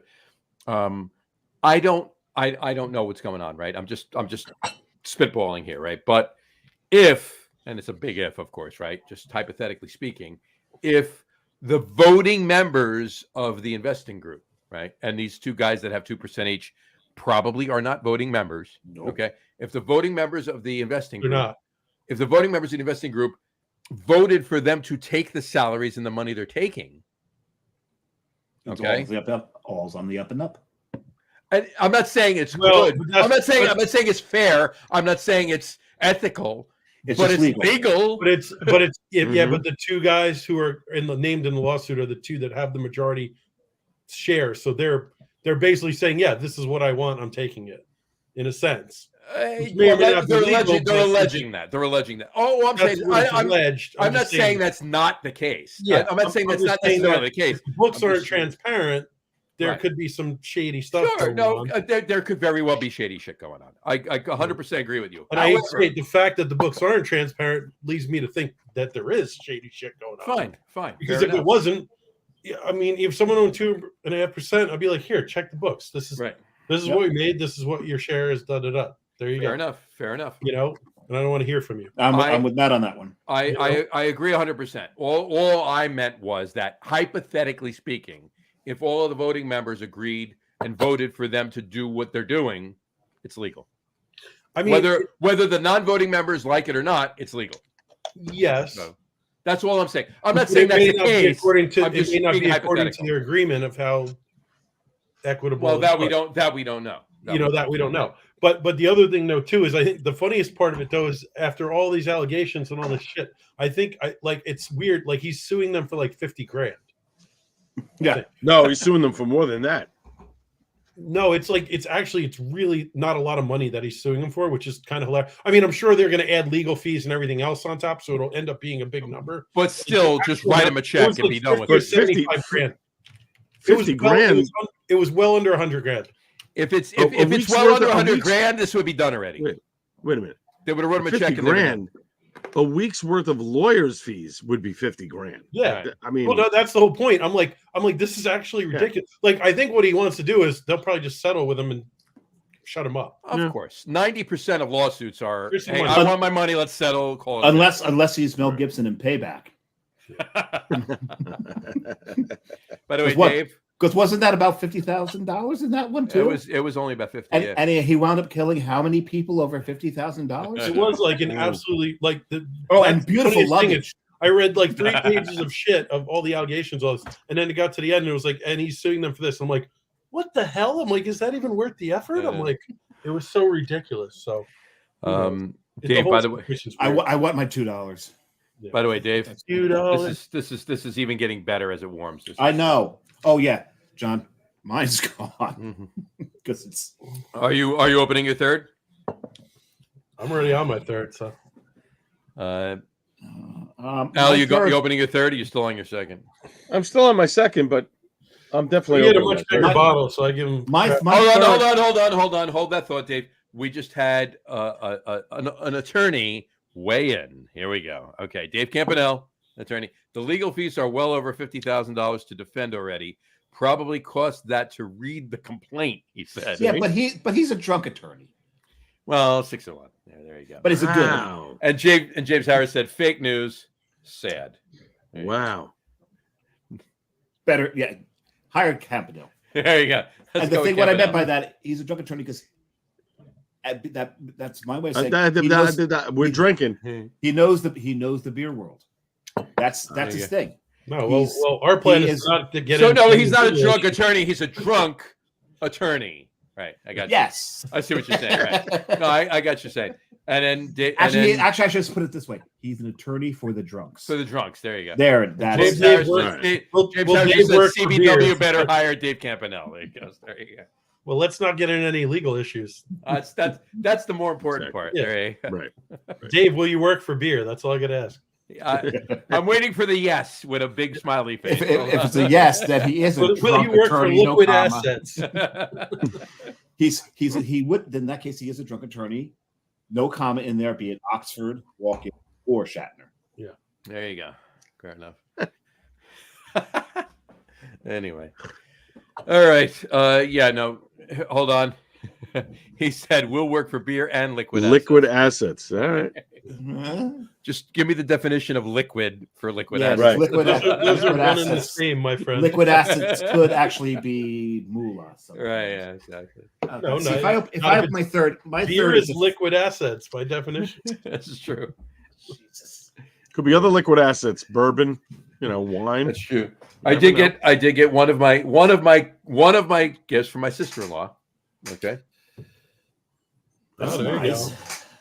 I almost bought one of those, but I got a Four Roses single barrel. Yeah, instead. but you're almost done with it already in one. Yeah, day. I mean, I bought that last Thursday. I had a little. bit of Hold on. I got something. Hold on. Hold on. Here we go. I had to give the Whistle Pig a little You had break. to rest. You had to give it a break. There you go. Yeah. Dave went to get his bourbon or right. There you go. I got mine all right here. So they sent me this when they did the Brooklyn Brewery Four Roses small batch. Very This nice. was a couple of years ago. I have yet to open it. This is probably 3 years old. Dave, we're doing something very wrong on our show. Al gets stuff sent to him all the time. Constantly. Constantly. Al, if you want to open that, I would totally drink that with you. You want a friend? See, Bring, I like bring that that attitude, on Mike. Saturday. I'm there for There you. you go. There you go. Wait, but I have smaller ones. That'll work too. That'll work Excuse too. me? Oh, sorry. See? There you go, Dave. I did get this in Louisville when we were there. This is There you fantastic. go. There you go. Okay, so you're gonna make me open a third, huh? I'm making you open the third. My third is actually at 15%. Oh, geez. My third is what Matt's first was. So I'll finish this in a minute. So Oh, so you're opening a nip, I'm opening a nip. Yes. and I'm opening a bigger bottle than any of the other two I opened, and it's higher. I've actually keep ramping up here, but I am wearing a carton shirt. You can see here it's a carton shirt. This beer is one of my favorite things that Carton's produced in the past couple of years. This thing is amazing. Did they make a Sulu beer or just the Chekhov beer? Chekhov's gun, Sulu's sword, right, Al? Oh, Sulu's sword. Yes, That's right. Remember that episode? Yes. Mhm. Of course. Al remembers every friggin' episode. That's what happens when you're a We were just talking. We were. Oh, that's a talking question. That's a question for you, Al. Are you a Trekkie or a Trekker? Trekker. Trekkie is an insult. I agree. Really? It's I a agree. trekker. Yeah, 100%. I agree. It's I agree. they're known as trekkers because they're trekking out into the universe or whatever. Trekkie is is sort of like a slang insult word to the Star Trek. Oh, you like that show? You're an idiot, kind of thing. Right. Yeah. Bingo. Okay. That's it. Yeah. Yeah. I like. We were just talking about. Dave, if you were speaking Swahili, that you would be called a Mzungu, like a white squirrel. And we're back again. Such a bazooka. There you go. Yeah, Merry Kwanzaa. We were just talking the other day about. We were just talking yesterday about one episode, the episode with Clint Howard when he was the kid with the the Corbomite maneuver. Yes, right, Corbomite maneuver with Yeah. the trunnion. Have some trunnion. It's exactly. Yeah. Tranya. Trunnion. Listen, Tranya. gotta get Trunnion. 2 beers in, high powered. I still know my Tranya. Star Trek stuff. So. Tranya. There My you son I'm always in my basement still, so nice. There you go. excited for that. There you go. Going with that. Catch up on a couple of comments here. James Harris said, "Oh, bourbon, talking my language now." It's Brian- alcoholic language. Yeah, Brian Boak said, "I got out God. to Jack Daniels." That's right. That is some beautiful. That's a good beautiful stuff. James Harris, They said- I have a half. After what? A half of. He preemptively hit comment, I think, because he has this next comment explains it. There you go. Oh, He said, "I have a half-empty Oh. bottle of Blanton's staring me in the face at a Bayonne bar of all places." Oh, I had about Well, you should 6 drink it. Blantons the other night at dinner, so Yeah, I know, There you and I'm getting Yeah. I'm patiently waiting a bottle of Blanton's I have on order. There you go. oh! Don't put up the next. This is going to be cause a fight. Star Wars greater than Star Trek. Oh, wait, skip over that. There we go. I don't want to start that argument here on the show. they're not right even now. the same genre. One's It's a not the space same opera. show. Exactly. That's like saying baseball One's is science better. fiction, one's a Baseball space is opera. better than tacos. That's what it's like, Yeah. I like tacos. I like baseball. Oh, I like baseball too. I know exactly. And the one thing I'll say, I'm a bigger fan of Star Wars than Star Trek, but I don't find one. Yeah, but greater than one the is other. fantasy and one is science fiction. This is so very it's true. Not even an argument. So Dave Yeah. Campanella said, "James Harris, is this a bar where there are some underdressed women?" Okay. That's And what you It's said. been a surprise to everyone. Really, it was a nah. It's a nod. Wow. There you Wow. No, the one So thing they're I'll say fully clothed. Hey, so James Harris didn't bring his mother to a strip go. club? No, he didn't. Not tonight. Buddy. Again. Weak. We joke. Oh, kid. dude. Anyway. Well, Anyway. the hat's going back on again. Let's go back on. You put the hat back on. That's There you go. There you That's go. it. All right. Al, did you open your third? Oh, he did. I did. You did. I What was it? did. Oh, Big the boy. Oak Age Vanilla Worldwide. There you go. 18%. Finish him. I will open mine. That's then. right. Good thing Finish him. Good thing I don't have to get up at 3 a.m. Cheers. Yes, you do. You don't have to get up to 3 in the morning until next Tuesday. Than the rest of us. That's right. Oh, and you know what? I What's will that? tell you this. That's been sitting out from my refrigerator for 8:30, at least 2 hours. Yeah. Perfect. Perfect. Yeah. Exactly. Perfect. That's it. So Exactly where it should be. Oh my God. my third Well, is my I third don't is think I'm going to get to it. I'm going to probably end at 3, but I would join you if I. yeah. Nice. My third is Nice. my third was Matt's first. It's Froggy Claus. There you go. There Hopping you Frog. go. Looking very much like a full can of beer in Andre the Giant's hand. Yeah, exactly. There you go. Actually, less so than mine, though. Less so. I love that picture. And since I don't have a Hopping Frog glass, I'm using my. There you go. I'm using my St. Like a Bernardus. big- There you go. I like that it's not 8 ounces; it's 8.45 ounces. 8.4. It's It's what is that that? extra 0.45 ounces. It's that- 250 milliliters, right? Hey, 264-pound man. Yeah. We're getting very oddly specific on the show. There you go. Gotta So take I this- would. I would. this is I would gonna be not a very bring odd that picture. in. The glass is much taller than the beer, so it's gonna be an odd picture. Oh man, there's no way I'm finishing this one. Yeah, you are. No, I'm not. You know, you said that about the last one. And I didn't finish it. I just don't want to crack the It's- next one. it's but I still feel like right there. I'm going to. We haven't even gotten to the list yet. We're not even close to the list yet. There you go. Yeah, so there you go. Mhm. Very, very. Oh, I'm looking Jesus. We forward to still have this. a I know list to do. Dave's going to have 15 beers for his top 3. And I've actually got 4. all right, I got 4. I have 4. So, and Wow. James Harris said, "Al, I'm obviously he's not talking about my hat. He said, Al, that hat is amazing. There you go. Not It's for talking about my sale. hat either.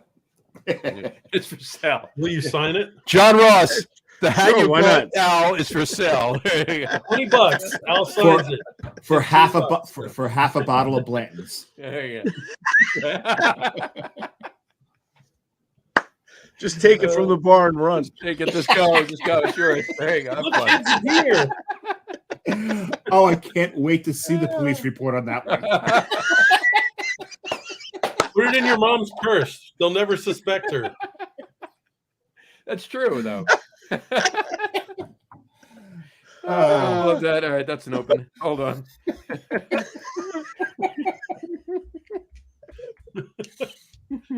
damn. Yep. My cue is mom's purse. There you By go. the way, speaking of Melavino, Yes. Uh, Oh yes. Yeah, Yeah, I that's- actually that's have a beauty. couple right over here too. So. Classic. Yeah. I've and I got about- a couple, and I was going to say you probably have more than I do. I've actually drank. Yeah, I so got I one have of those. 2 of those left. I have that. I have that. Yeah, I I have got one two of of those. one these. that was ever Those- made. and this was the one that you guys told me I should have opened, but I still have. Oh yeah, you should Oh. open that. Your one. I don't. I drank mine. We drank yours, right? You. You drink mine. We drank- that. No, No, John and I drank mine, Yeah. but we drank that like almost a year ago. It was a year ago. Yeah. It was Yeah, on we, year one. We drank the year 2. We drank year 2 a couple weeks ago. Yeah. a couple months ago. A couple now. months ago. Yeah. Yeah. So that There's a beer lot was I need to get delicious, through. but it has an absolute metric butt ton of adjuncts in it. Like PJ threw about 15 things in it, and it's just one of those things where you probably should have drank that really fresh because stuff's just gonna. There's so much shit in it. It's just stuff's gonna start dropping out. All right. So That's why John Ross was like, "Buy one to drink now and have one to put away." And I'm like, "No, Drink it soon. Like, Drink it just- soon. I'm like, "It's got too much stuff in it. Like, just drink Drink it." it See, soon. now I want to keep it for another 4 years and then open it and see Alright. what happens. Just to see. Well, that's not bad. Yeah. Why not? See if Well, gravity notices. well, year 2 was the one where I suggested what they should do with the stout that's in a barrel, and they were like, "No, we're never going to do that." I still have one. I still have one. And then they released the beer, and it was like, I was like, "That sounds strangely familiar, like almost exactly what my idea was." And I called John up. He goes, "Yeah, we did exactly what you told me to." and I was like, "Yeah, so can I get a bottle of that?" He's like, "I got you." Oh, so wait a second. They listened to their head brewer. No, I wasn't the head brewer at the time. That was a different week. Matt was the head brewer. Matt was the head brewer for a week, for 10 days. He was the head brewer. Yeah. Too much to his surprise. That's like, and he didn't even know. Yes. unbeknownst to me, but known to everyone else. No, but I mean, Sam is doing well. I'm interested. Sam's because doing a great job. Sam's doing I a great talked job. to Sam recently, and they're just they were taking stuff out of a barrel, as far as I know, very recently. He So I'm posted sure, something the other day. I'm sure year 3 is going to be Yeah. coming out soon, and that's going to be. I don't know what they did, but I'm sure it's going to be delicious. So Nice. Cool. yeah, That's what it was. Matt. That's what it was. We drank year 1 when you and I were up in Glens Falls in April, and we did the show, and then we drank year 2 a couple months ago. we drank year 2 just on the fire pit. And that was The fire- that was a wasn't fire on the pit show, beer. That was just us. But we did text John, and We did. I'm not going to lie. So I mean, again, it's a Belgian stout. It's a chocolate Belgian stout. Mhm. So it's got a huge chocolate profile. So I was like, just work with the profile. I'm like, you don't need to put 40 things in it. Let's do a little bit of cherry and a little bit of coconut, and you do the German chocolate, German chocolate forest cake thing. Mm. And honestly, it was fantastic. It had nice coconut. It had a little edge of cherry to it. I thought it was delicious. I still have one bottle of the original. It's the Brew Royale, Brooks Royale, Brew Royale. I have 2 of those. Wait, fancy that you should say that, but Ah, there you go. yeah, I got I 2 got bottles 2 of up those. too. So Mine's this, over there. I'm not getting up. so this is the non-BA.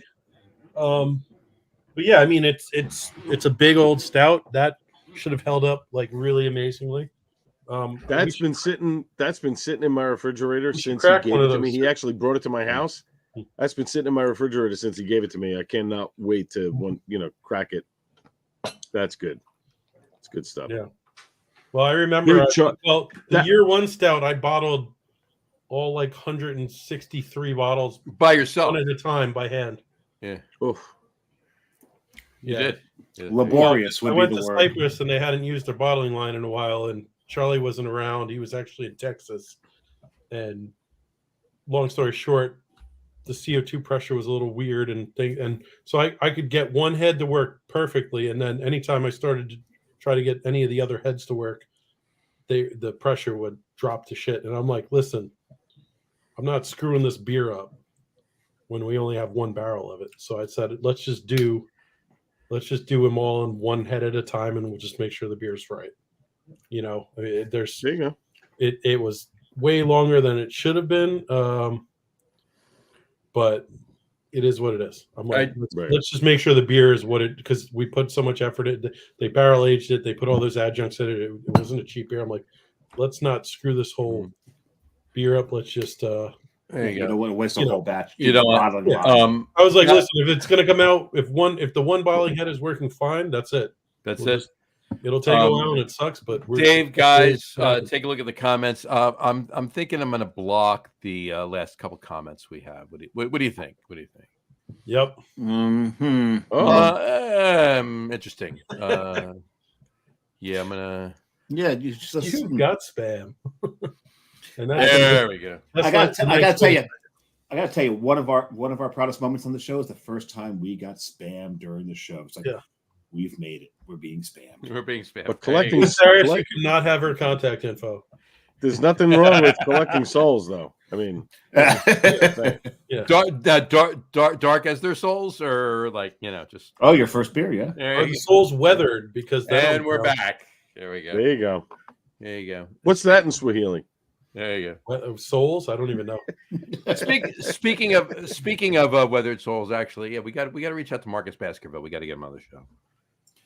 And his hound. Right? Yep. So this beer is fantastic. I don't think I put the Corolla up, by the way. It was Matt's first beer, the Froggy Claws. Yep. 14.1%. Swiss style celebration winter lager. Yeah, I mean, this is pretty damn close to Sammy Claus. I got to be honest. It's pretty good, yeah.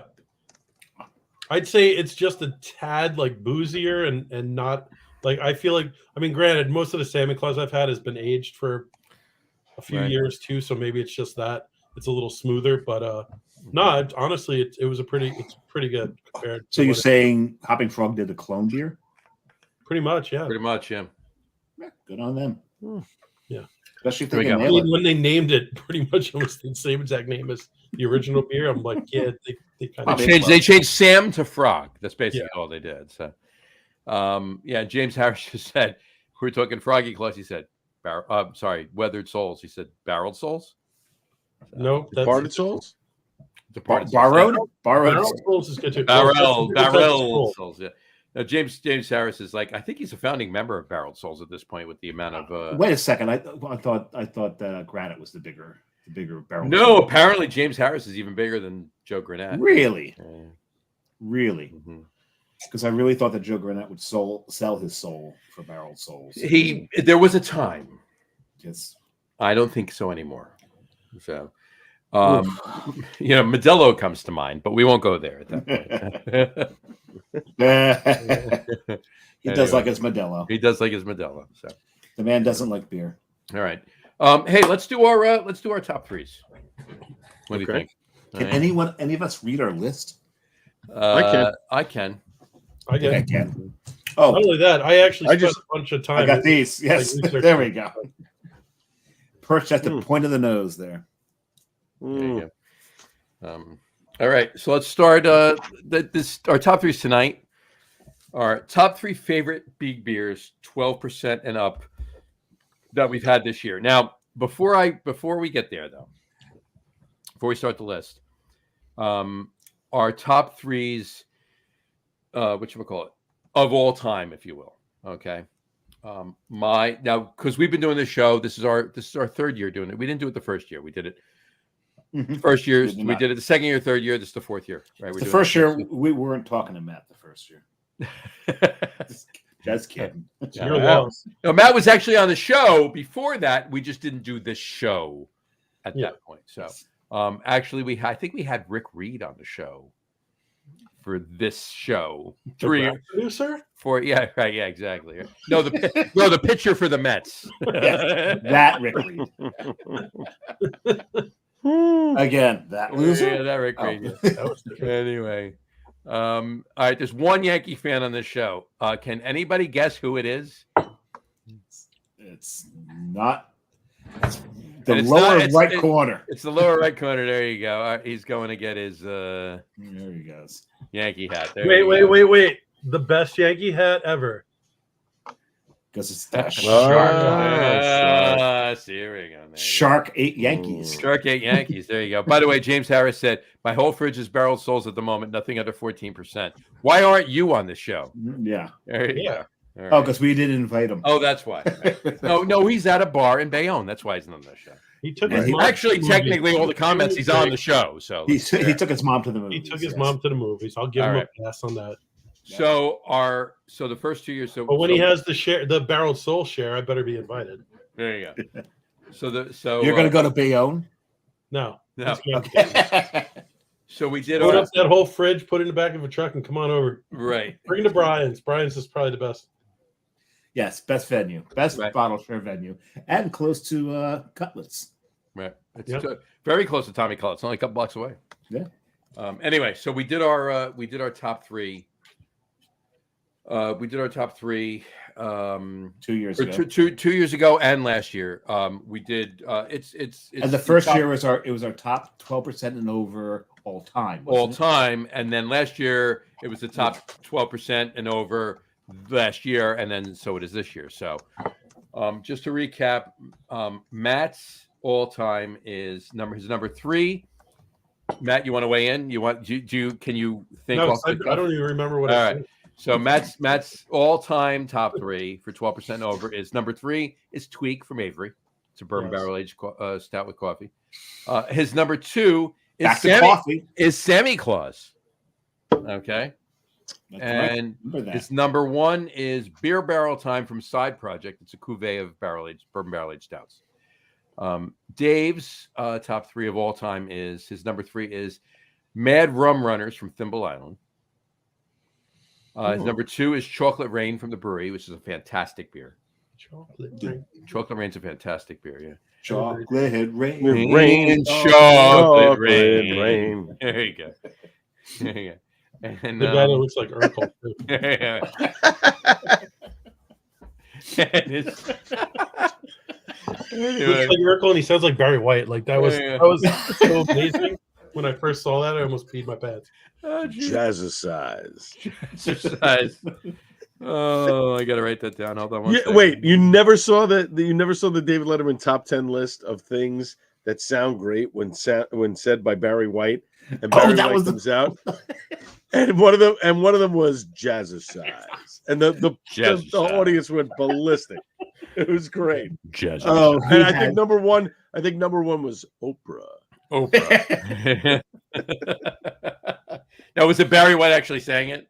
So he- Yes, he yeah, did it? he was came out. there. He came out. He was standing at the mic and saying it. Right. Yes. I think Letterman's got the pull where he could get Barry White. No. Barry- No, he had that a lot. You know, he did that a Yeah, lot. He had Yeah. that. The people give it. Yeah. So, and Dave's number one was Bourbon Barrel Aged Observing Reason from Trillium. Oh yeah. He's forgotten, but that's it. No, yeah. I've just been reminded I need a moment on that. My number 3 was Bourbon Barrel Aged Pottery from the Brewery. It's a 16.8% old ale. Potpourri? Pottery. Just the base though, because I thought the vanilla was better personally. But Just a base. That's it. I don't think I ever had the vanilla, to be honest with you. it's because it's nice. It's got everything that the base has, but it's got the little vanilla on top, and Fair enough. it's Well, fantastic. if you come across a bottle, I'd like to have it. So. All right. All right.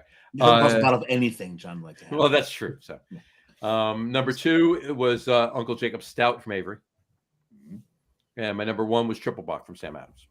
So those are mine. So, but anyway, so Triple Bock, believe it or not, Triple Bock is why I met Gene Lynch. I had a bottle of at the Hot 84 Rods. At Hot Rods. At Hot Rods. That's the Hot first time I ever met Gene Lynch. I was there to see Chris Weisner. Chris texts Gene, goes, "You need to come here. A friend of mine is bringing over a special bottle." Gene showed up, and that's when I first met So Gene Gene Lynch. got the invite. He got the invite.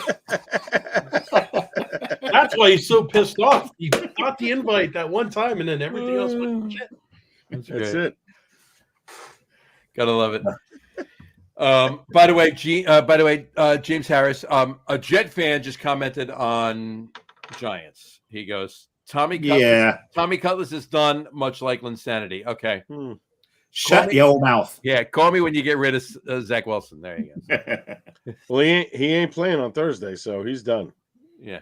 Yeah, he is. He didn't get out of concussion protocol, so he's done. It's Trevor Siemian on Thursday. It's Trevor Siemian for the rest of the season, and Zach Wilson's out of there. So, yep.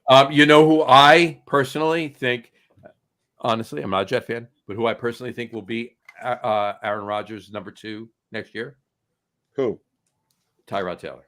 I was about to say Tyrod Taylor. Oh, yeah. I could see that. Yeah. He's been almost every quarterback's number 2 for how many seasons now? No, but that's actually not. Oh, it makes sense. I'm just by the Jets. Yeah, I mean, all he has to do is pick up his stuff out of his locker and go to the other room. You know, yeah, so. That's it. And also, this past weekend, did the Giants just not come pretty much out and say, we're drafting quarterback first round? Not at number 5. Not a number. No, that's not true because there's a lot of quarterbacks. Okay, but they could get Michael Penix Jr. or Bo Nix at 5. They can get him because the LSU quarterback and Caleb Williams are going to go 1 and 2 or 1 and 3 or 2 and 3. Listen, I'm going to Marvin Harrison's son's going to go in there too. So I'm going to let you in on a little secret. I'd be shocked if they drafted a quarterback. We need an offensive lineman. I don't care. Here's the thing. And look, we talked about this, and not to turn it into sports, and we talked about it before, Al, you and I personally, and all of us, we talked about it before. I don't give a damn who the quarterback is. I don't care who the quarterback is. As long as they're functional, as long as you have a brick line in front of you, you're going to win games. But I don't think that Daniel Jones has played behind enough of a line and having Saquon there and all the other stuff to properly assess how he's played over the last 4 or 5 years. No, he hasn't. He's never had a healthy line and a Saquon and all the other stuff for a consistent period of time. I'm not talking about games. Eli Manning hasn't had a didn't for the last 6 years of his career, didn't have a consistent line in front of him. But Eli was different than Daniel Jones. Of course. So I don't see them. He didn't throw the ball behind his receivers all the time. No, but I also don't. But also Eli couldn't put it 70 yards down the field. Daniel Jones can. He can, but then again, so did Jeff George. Just remember, Daniel Jones is the only person in 20 games from the NFC that's beaten Lamar Jackson. Lamar Jackson is 19-1 against the NFC. That's true, and the one loss is against the Giants. That's right. But I'm still not. You'll never sell me on Daniel. Didn't Lamar Jackson have to take a shit in that game? I forget. He had to take. No, I think he took a piss on the side. Oh, that's what it was. All right. Yeah, but that happens. And again, I think they have to put a more consistent offensive line. If I'm the Giants next season, you've got to draft a lineman. If you're picking at 5 or 6, forget about what you think is going to be the guy of the future. You have to pick an offensive lineman that's going to protect your quarterback. Now, what if by some may or may not be drops to 5 or 6? Yeah, but here's the thing: Jones may or may not be ready for the start of the season. No, you're right. So you know who we'll have? You know who we'll have? Tommy Cutlets. Tommy Cutlets will start the season, and I'm okay with that. I'm okay with that too. But here's the thing. No, we need an offensive line. We need a stop with all the other bullshit. We need an offensive line in front of them. End of story. Call it a day. That's it. But here's the thing, though. And Joe Shane's responsible for one. Gettleman's responsible for the other. In the last 6 seasons, 7. It's 7 years at this point. There have been 2 offensive linemen drafted in the first round by the Giants in the top 10 picks. And they're both suck. One of them was obviously Eric Flowers. The other one, Evan Neal. He's horrible. Evan Neal is Eric Flowers 2.0. Hashtag flowers never bloomed. Thank you, John. One of the best hashtags ever. Very nice. flowers never blue. Oh, ridiculous. Whatever. Just You Yeah, man, this is a sports- this isn't you a sports just- podcast, though. you just pulled the Let's talk rug right about beer. under Johnny there. there you go. We were doing our top threes. We were. There you go. All right. Anyway, so yeah, offensive line. It's where it is. Look, one more thing. I'll say it. We're done.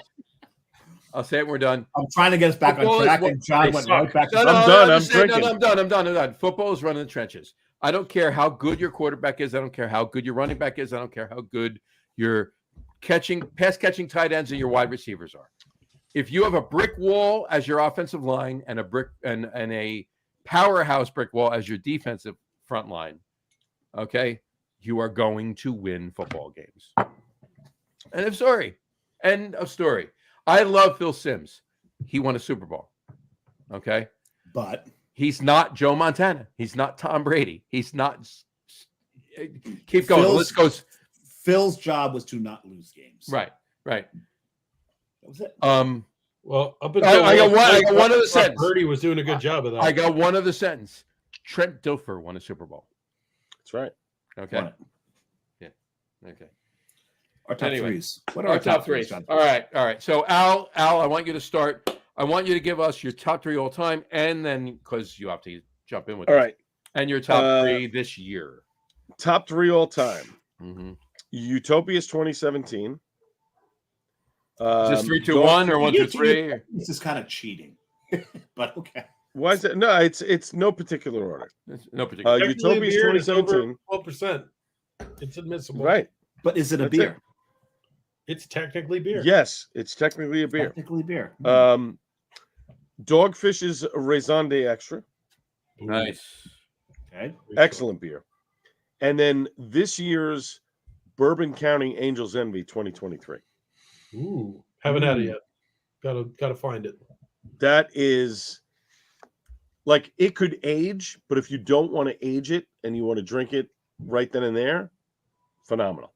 I still remember You get the whiskey. the Knob Creek, which was like one of the very first years where they did that single barrel variant. That Knob Creek was so good. It Yes. was so good. And the birthday That bourbon. was that was tremendous. So that's my three of all time. And then you want my three current or Yeah, three We're gonna wait this on year, that. from this year. all right from this year. This one I had at Tap House 15 when John, you and I were there. The Weldworks 2023 Media Noche.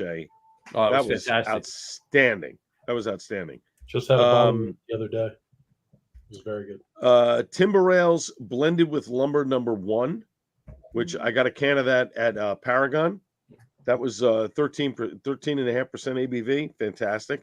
And then this one's under 12, but was still tremendous. That Beautiful Friendship from Alternate Ending. That is a beautiful beer. If you get to that, God, that was level so of good. ABVs, you start getting into the equilibriums. You start Yeah. allowing those. I'm not gonna say anything.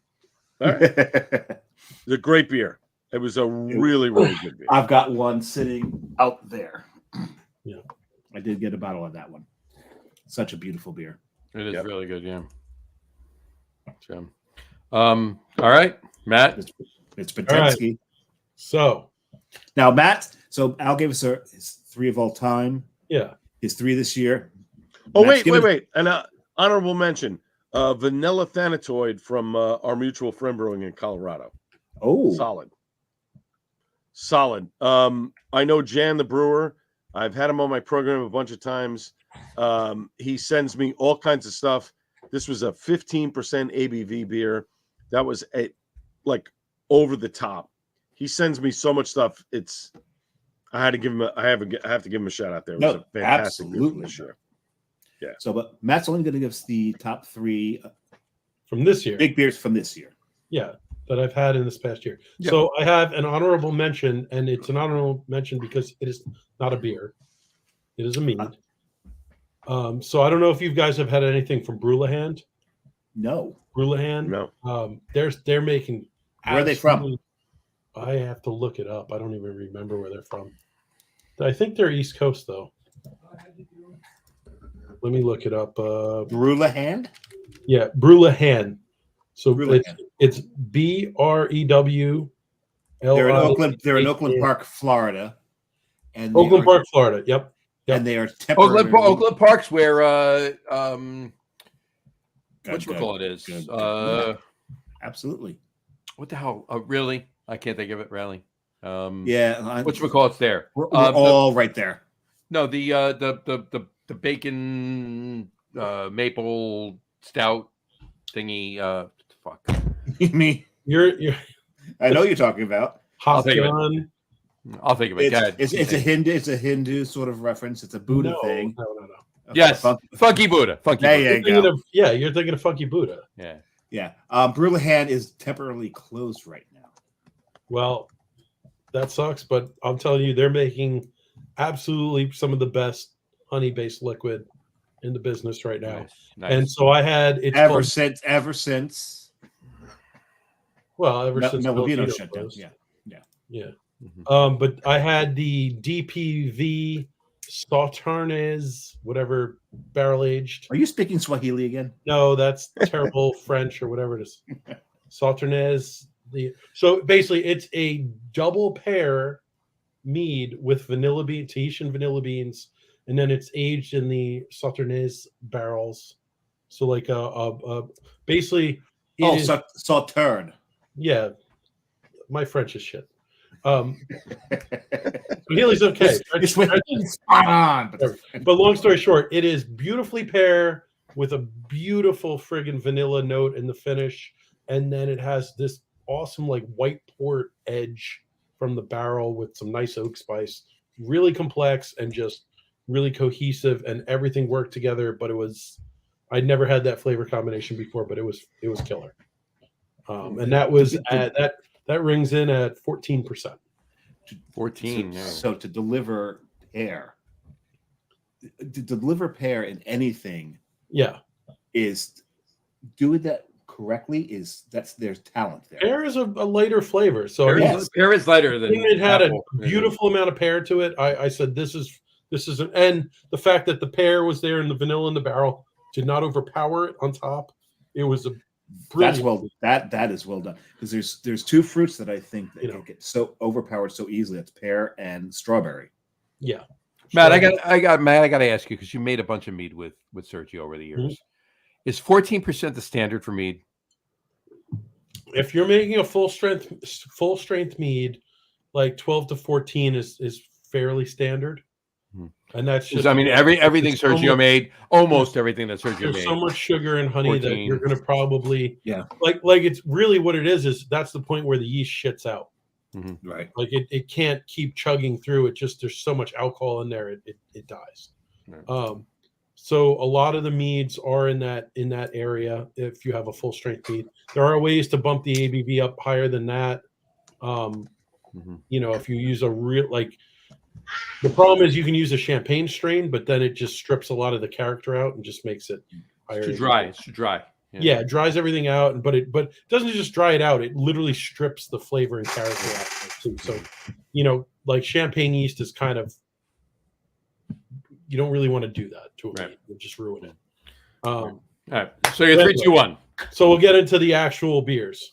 You guys heard my top 3. So this year I had the BBT, which is the beer barrel time, but the 2023 Van Winkle variant, which was aged in Van Winkle barrels. And that's from Side Project. That is also rings in at 14%. And I get a little leery of things when they're in Van Winkle barrels, because you have the little bit of the Disney like kind of thing where it's like, oh, here's the big name and you're just going to pay for it. But this beer was fucking fantastic.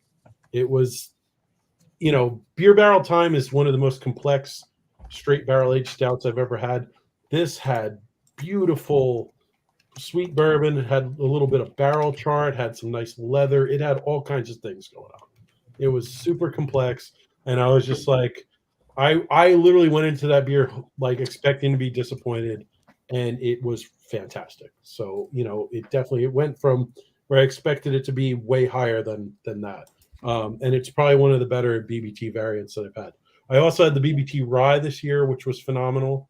Again, I love rye whiskey, and we had the 2020 and the 2022. The 2020 was way better. The 2020 was out of this world good, but the Van Winkle just edged it out.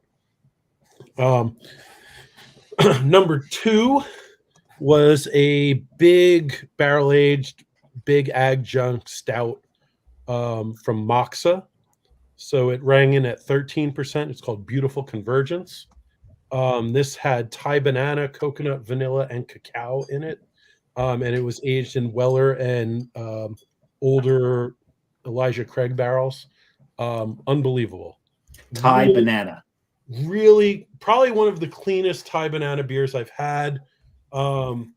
Beautiful banana with coconut, and then the chocolate melded with the roast really well. Vanilla brought you right into a big full barrel finish. Big adjuncts, but they were all pretty clean, and you got everything that's the problem when you have one of these beers that has like 12 adjuncts in it, and you get half of them, you get disappointed. This had those 4 adjuncts, and you got all of them, and you got them in a really nice way, but it still had a big barrel finish. So cheers, good on Moxa. They killed that beer. We had a couple Moxa beers this year that were fantastic. And again, it's funny because Moxa's known because they also do coffee, and the Moxa coffee is in a lot of beers like Equilibrium and so on. And the only ingredient that was not in there was coffee. So they're doing a lot of big adjunct beers without even putting their coffee in it. But Thai banana is interesting because it can get a little tart. When it's done really well, it's good, but sometimes it goes very easily into that like banana runts, like kind of weird tart banana flavor. And this was pretty clean and nice. And that probably would have been my number 1, except, and this was interesting because this was one that we, so my number 1 was actually an Equilibrium stout. And it wasn't Life After Death Star or, one of these big ones that you expected it to be. They released this one beer that we just bought as an afterthought, and it was called Barrel Aged Hig Time, like HYGGE time. So it was aged in handy bourbon barrels, and it's a macadamia nut and marshmallow beer. And normally, and especially with EQ, I hate to say macadamia nut and marshmallow. Yes, barrel aged stout. And I hate to say this, but normally, anytime you say marshmallow, I'm just out. Yeah, that's why it's going to be egregiously sweet. It's going to be disgusting. This was the singular best marshmallow beer I'd ever had in my life. Was it the barrel aging that balanced it out, or it was? So first of all, it's 18%. Oh Jesus! It is a big beer. So the alcohol. No, but the funny thing is that the flavor covered the ABV. This thing drank like a 10% stout. Like you could have, like I was almost like we killed that bottle, and it was almost like, oh, I could have had another one, and you're like, yeah, but you probably would have regretted it. But it was, but it's just the macadamia nut, which is also a pretty like difficult ingredient to really do well because it's oily. Yes. There was no oiliness, but you still got that intense macadamia nut note that is so singularly macadamian, which is done. It's done beautifully. So again, it's an EQ stout. It's big. It's super thick. It's rich. They get a lot of like chocolate notes just from the roast profile. So it was chocolatey with this big macadamia nut, and then the marshmallow was super clean. It had like kind of vanilla marshmallow notes, but it was not egregiously sweet. Like for whatever reason, this was the one EQ stout that they didn't just go crazy with the marshmallow and like make it like diabetes sweet. So it's not going after the Ghostbusters. No. So, and with that, and then the barrel notes were beautiful. So it was just like, listen, these adjuncts are tough, and it's an adjunct that I usually don't enjoy in beer to begin with. Right. And it was so well done. And at 18%, like I was like, I love this beer. I'll just crush this all day, even though I'd regret it. Right. So that was by far my beer of the year. That beer was fantastic, and it was like I said, it was a sleeper. I didn't expect anything from it. It's not Lads or one of these big releases they did. I don't know. We just had it, and someone was like, "Yeah, we'll crack this. What the hell?" And we're like, "Okay." We seem to have lost Al. He had an issue with his dog. He'll be right back. Gotcha. He's all good. Anyway, But no, and and I had to give that the nod because that at 18%, which Yeah. is massive ABV, it was still so well done with such clean flavor and so drinkable. It was impressive, to say the least. So, All right. yeah. Cool. Dave, Me? that would be you. The honorable mention I'm going to give is because it shows up on my favorite Christmas beers every year. So since I mention it a lot, I will give it the honorable mention rather than throwing it on the top 3, and that's Christmas Bomb by Prairie. And this year, I actually picked up the barrel-aged version. I have not drank it yet. I want to let that sit for a little bit before I open that up and explore the beautifulness that will be that beer. Because I can only imagine Christmas Bomb, which the only ever thing that I find in fault of it is it can be a little sweet sometimes. So I imagine the barrel aging is going to so balance that out that's just going to be probably one of my favorite things I've ever put in my face once that goes. Oh, the German Shepherd next door's got some voice there, Johnny. He's got a little voice. He's outside. He's outside. I love that boy. So my 3, there's no particular Lucky is his name. Lucky. There's no particular order here. I'm going to start with Barreled Treasure. I can't read my own goddamn writing here. It's Odell. Barrel Treasure Spirit Hound? You're muted, John. Myself because of Lucky. Barrel Treasure Spirit Hound, yeah. You had an Odell this year? Odell Brewing Company, 12%. Guess where I got it from? Where? Tavor. Yeah. Yes. Yes, Tavor. This is that's a beautiful. So it's Spirit Hound Distilling Barrels. Yeah. It's Spirit Hound Distilling Barrels. It was so balanced. There's some beautiful coffee in this. This was just such a great imperial stout. So I got to throw them in there. Really love that one. We did a little like a bar crawl through Brooklyn once, and I can't remember the place that we stopped. Strong Run. No, bar, not brewery. Bar. Bars. Interboro. No, that's a brewery too. I can't remember the name of it. Beer something South. They're a little bougie, but they have some great beers. A Memory and Perception by Finback. Their Imperial Stout. Memory and Perception is a great beer.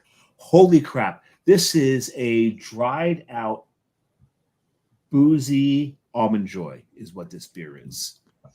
Finback makes some fantastic stouts. Oh my God. So anytime that you get like these, it's fantastic. When you get the either Mounds beers or the Almond Joy beers, right.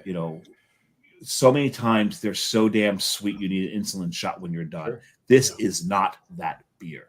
Mm-hmm. This beer is not cloying. It's not overly sweet. You get the almond, you get this dryness, you get the wood out of it.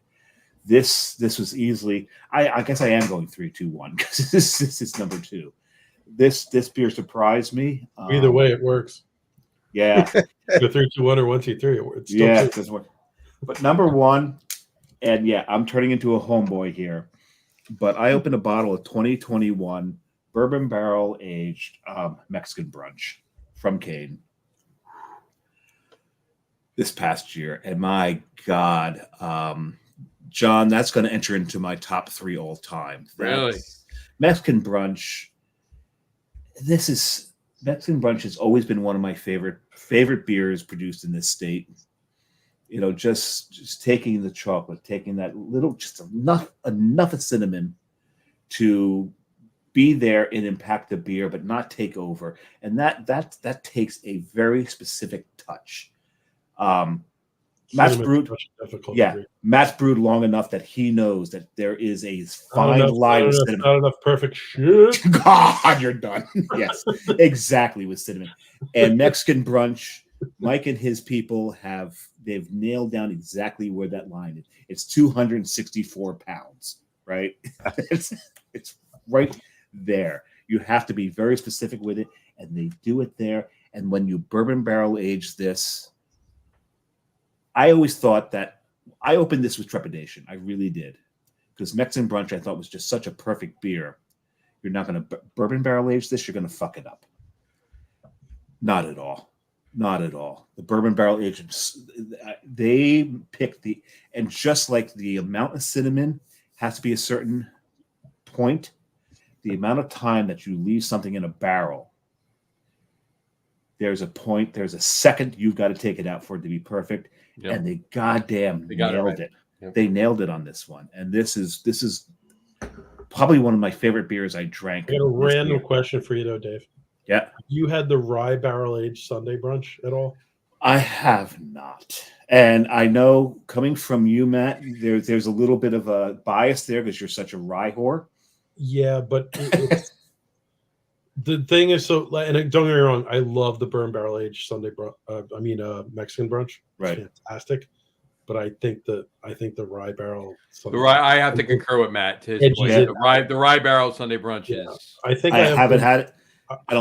I'll take your word for it. And if either of you have a bottle left, I'll be over tomorrow. I don't have. I only bought one bottle. It was gone 3 days after I bought it. So, and I'm not that far from that. No.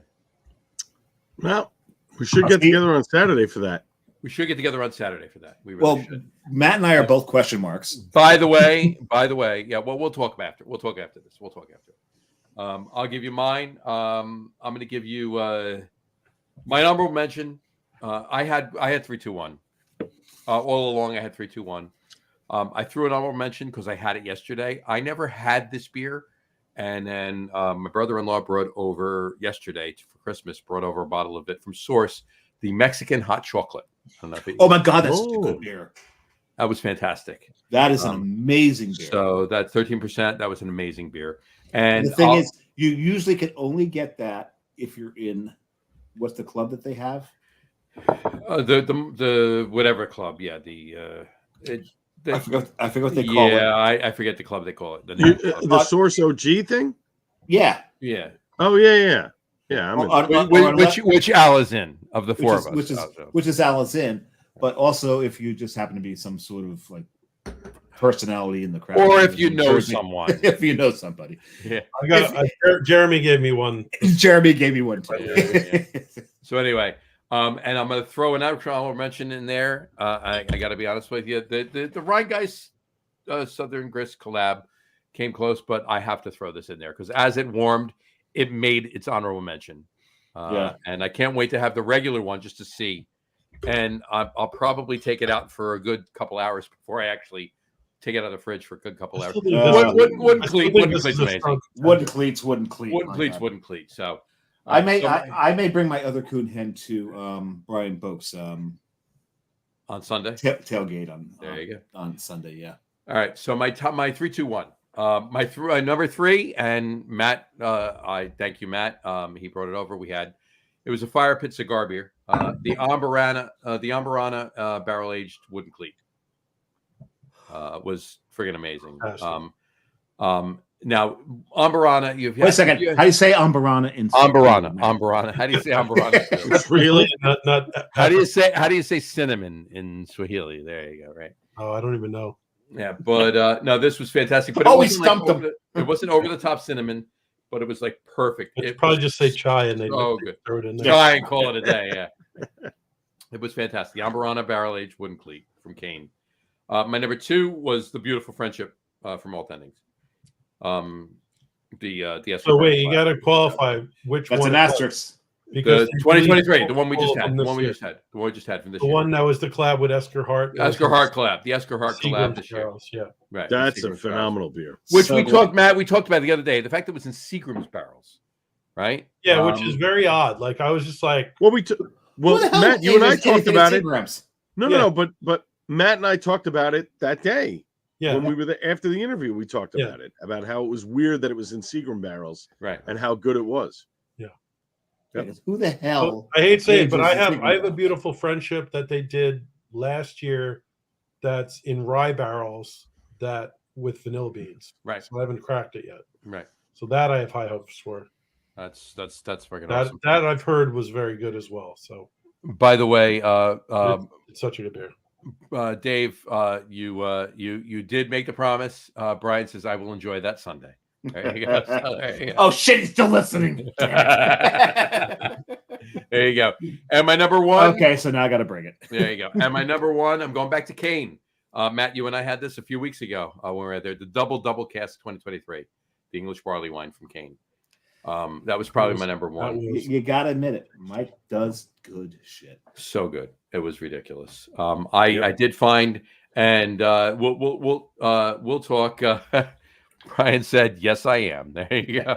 Well, just to reiterate too, like brewing good beer is one skill set, and barrel aging beer and blending different barrels and making a cohesive flavor profile that you can then bottle is a totally different skill set. And Totally different skill set. both of those, Yeah, very well.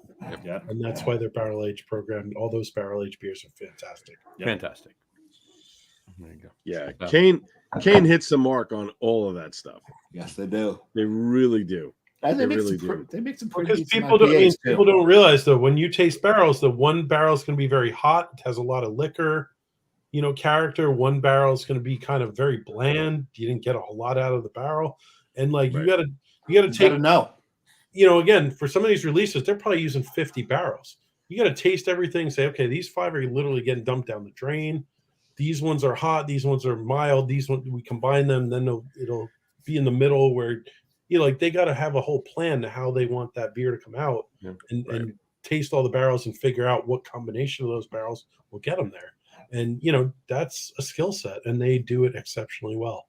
Yep. Especially for some of these big releases, Anteed and things like that. I mean, the base Anteed year to year is pretty consistent, and it's pretty rich and pretty delicious in terms of bourbon. And I know they use a bunch of different bourbon barrels on top, so you're getting different notes. And it'll stain the hell. Yeah, it's not the same bourbon barrel of everything. Yeah, so so that there will be some yearly variation from, just in terms of the flavor profile, but they, it's always very good, and it'll stain the hell out of your golf shoes. I'll tell you that.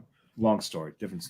Yeah, well, Matt actually, I prefer to drink my beer, but Matt and I were golfing at Chuck Aaron's speaking of big charity golf outing back in May with Fred and Chris, our partners, and I have a stain on one of my golf shoes from one of the barrel aged beers he had that day. So wait, I got a great story about that though.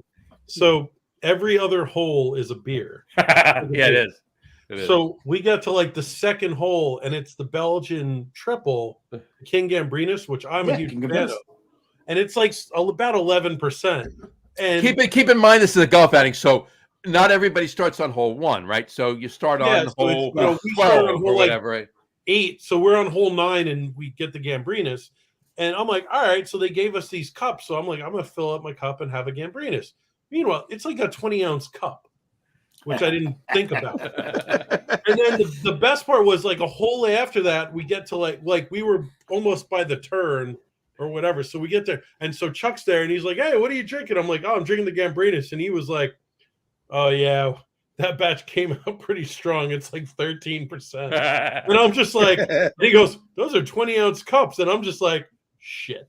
and Matt is now putting into sand traps. No. Like I lasted about 2 more holes. My golf game just like nosedived, and I was like, well, at least I had a good Belgian beer, and I wasn't mad about it. We had fun playing golf. We had good beer. We had a couple good cigars. We had good food. So it was a good day. And no one gave a crap with and it was for a good cause because it was for a good cause. He raised a lot of money for St. Jude's.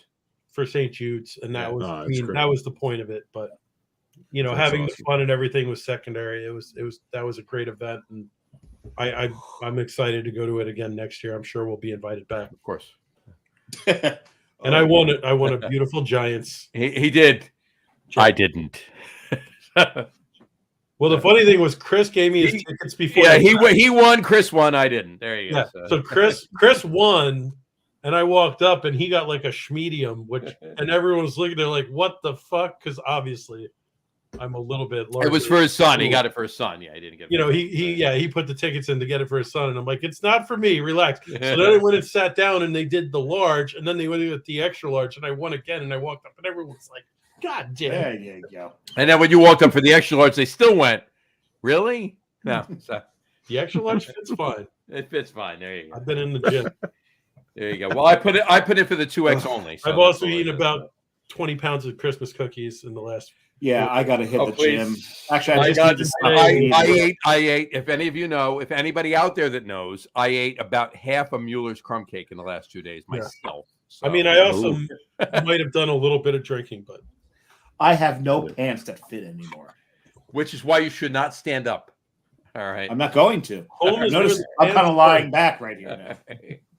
You ever hear that, Dave? What's What? that? Home is where the pants aren't. Home is where the pants aren't. Oh, So absolutely. you get like a nice framed picture of that and put it on the wall. Actually, there was so I've got like lounge pants, and the other night I made Carrie wanted me make eggnog. I'm like, let me go put my eggnog pants on. Oh, That's I the did lounge get- pants. Hey, I got deer pajama No, they pants. have to have no elastic, no nothing. Just Just blip.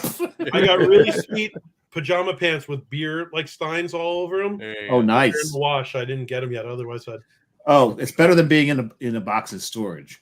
no. Everything you own is in a box in storage. Almost, but no, there's yeah, that's the whole thing about eggnog. Eggnog just bloats the hell out of you. That's why I don't do it. I love it. I I love it. I just love it. I stick love to it. barrel aged stouts. I don't go for the eggnog. No, I love the eggnog. I had to make it at Slightly least less once a bloat. year. Less bloat. Slightly Slightly less bloat. Slightly less bloated. I drink too much eggnog during this month of December. That was perfect time. I drink too much eggnog. See, my problem is if All I'm right, going to drink that's rum, an I don't open- want it to there dilute you with eggnog. Oh, Zaccapa's one. You put that in your eggnog? No, that's the whole point is I won't put anything in this except like a little like ice ball. So no, like I don't drink eggnog because I'm like nothing dilutes my rum. There you Oh, go. I don't put I'm a man of principle. damn it. Amaretto. Bourbon No. or amaretto. Amaretto's what I put in my eggnog. Bourbon or Okay. amaretto. That's the only thing. I put rye in it when we did the show with Tom. That you did. I did put rye in it when we did the show with Tom. For but me, it's- bourbon or amaretto. That's what I put. I wasn't For me, working it's- tomorrow. I might actually have a little snipper of Zacapa tonight. But There you go. There you go. Mm. The I used to know someone who used to work for me, who also owned a sugar plantation in Guatemala, and he supplied cane for Zacapa. no shit. Every year, C-A-N-E, not K-A-N-E. yeah, CAN. And every year they'd give him a couple bottles. And one year he gave me a bottle of the select. The The shit. XO, Oh God, yeah. do you Nice. still have it? Fuck no. This is the most. Do we need That's to the ask? craziest thing. Need to Zacapa's ask that my favorite question? rum, I and mean, I have not seriously. had the XO yet. You have not. I haven't had it. I've had 3 different bottles of it. This is I'm the not most. paying like $110 for it. No. It is the most pretentious rum on the planet because it is a Solera system rum. They Solera system this up at the top of a goddamn mountain and age it up there so It's a that bad mountain if God has damned it. But it is so good. it's so fucking good. It's a goddamn candy The bar of a rum. craziest thing to me is that Ron Zacapa is only 80 proof. It is It is fantastic. by far the best rum I've ever had. It's by far the best rum I've ever had, and that XO. And the nose, Oh, they both is concur. like- You and I are going to have to nose get on of it this is and so figure it out, intense. so. You're like, holy shit, this rum's gonna kick the shit out of me. And then you sip it, and it's so goddamn smooth. It is smooth as hell. Yeah, It's the best rum on the planet as far as I've I'm had Zacapa in about 4 corners of this earth. So Yeah, it's a beautiful thing. You have been to 4 corners of this earth. So Yes, there he you go. has, and I he's been under the water in 4 corners of this earth. But maybe one of these days we're gonna have to get an XO together and just yes, I would like that. it's I'll tell you a quick Zacapa story. So I'm in French Polynesia in Moorea, and I'm at this little resort, and where the thing with the huts on the water and all the oh yeah. And I go to the bartender, and like it's the very first night. I'm there for a whole week, and I look at the menu that they have, and they have Ron Zacapa. So I'm like, I'll have a Ron Zacapa. The bartender looks at me and he goes, "Oh, I don't have any of that here, but I might have some downstairs." and then proceeds to stand there and stare at me. So I'm like, Go get it. are you going to go look if you have some downstairs? He goes, you really want me to go look? And I'm like, I'm here all week. If you have 2 bottles, you might as well save yourself the trip and bring both of them up. And he did. He went downstairs. He brought 2 bottles up, and me and end up 2 other guys, because I drank it for the first 3 days, and then 2 other guys were like, well, what are you drinking? I'm like, Ron Zaccato. Like, I'll try that. And they're like, holy shit. He went down. He had to go down another time and get the 3rd bottle. But we killed all that Ron Zaccato there. I mean, the French Polynesia wasn't cheap, but I tell you what, when you're in paradise, like you're looking at landscape, you're like, I can't drink something crap. I got to drink something nice. The thing with Ron Zaccato, the word Ron, it's not the dude's first name. Ron just means rum. That means rum. So it's right. It's Zaccato rum in English. Yep. If you want it to be that. And there is a rum out there. It's supposed to be actually very good. I've never had it.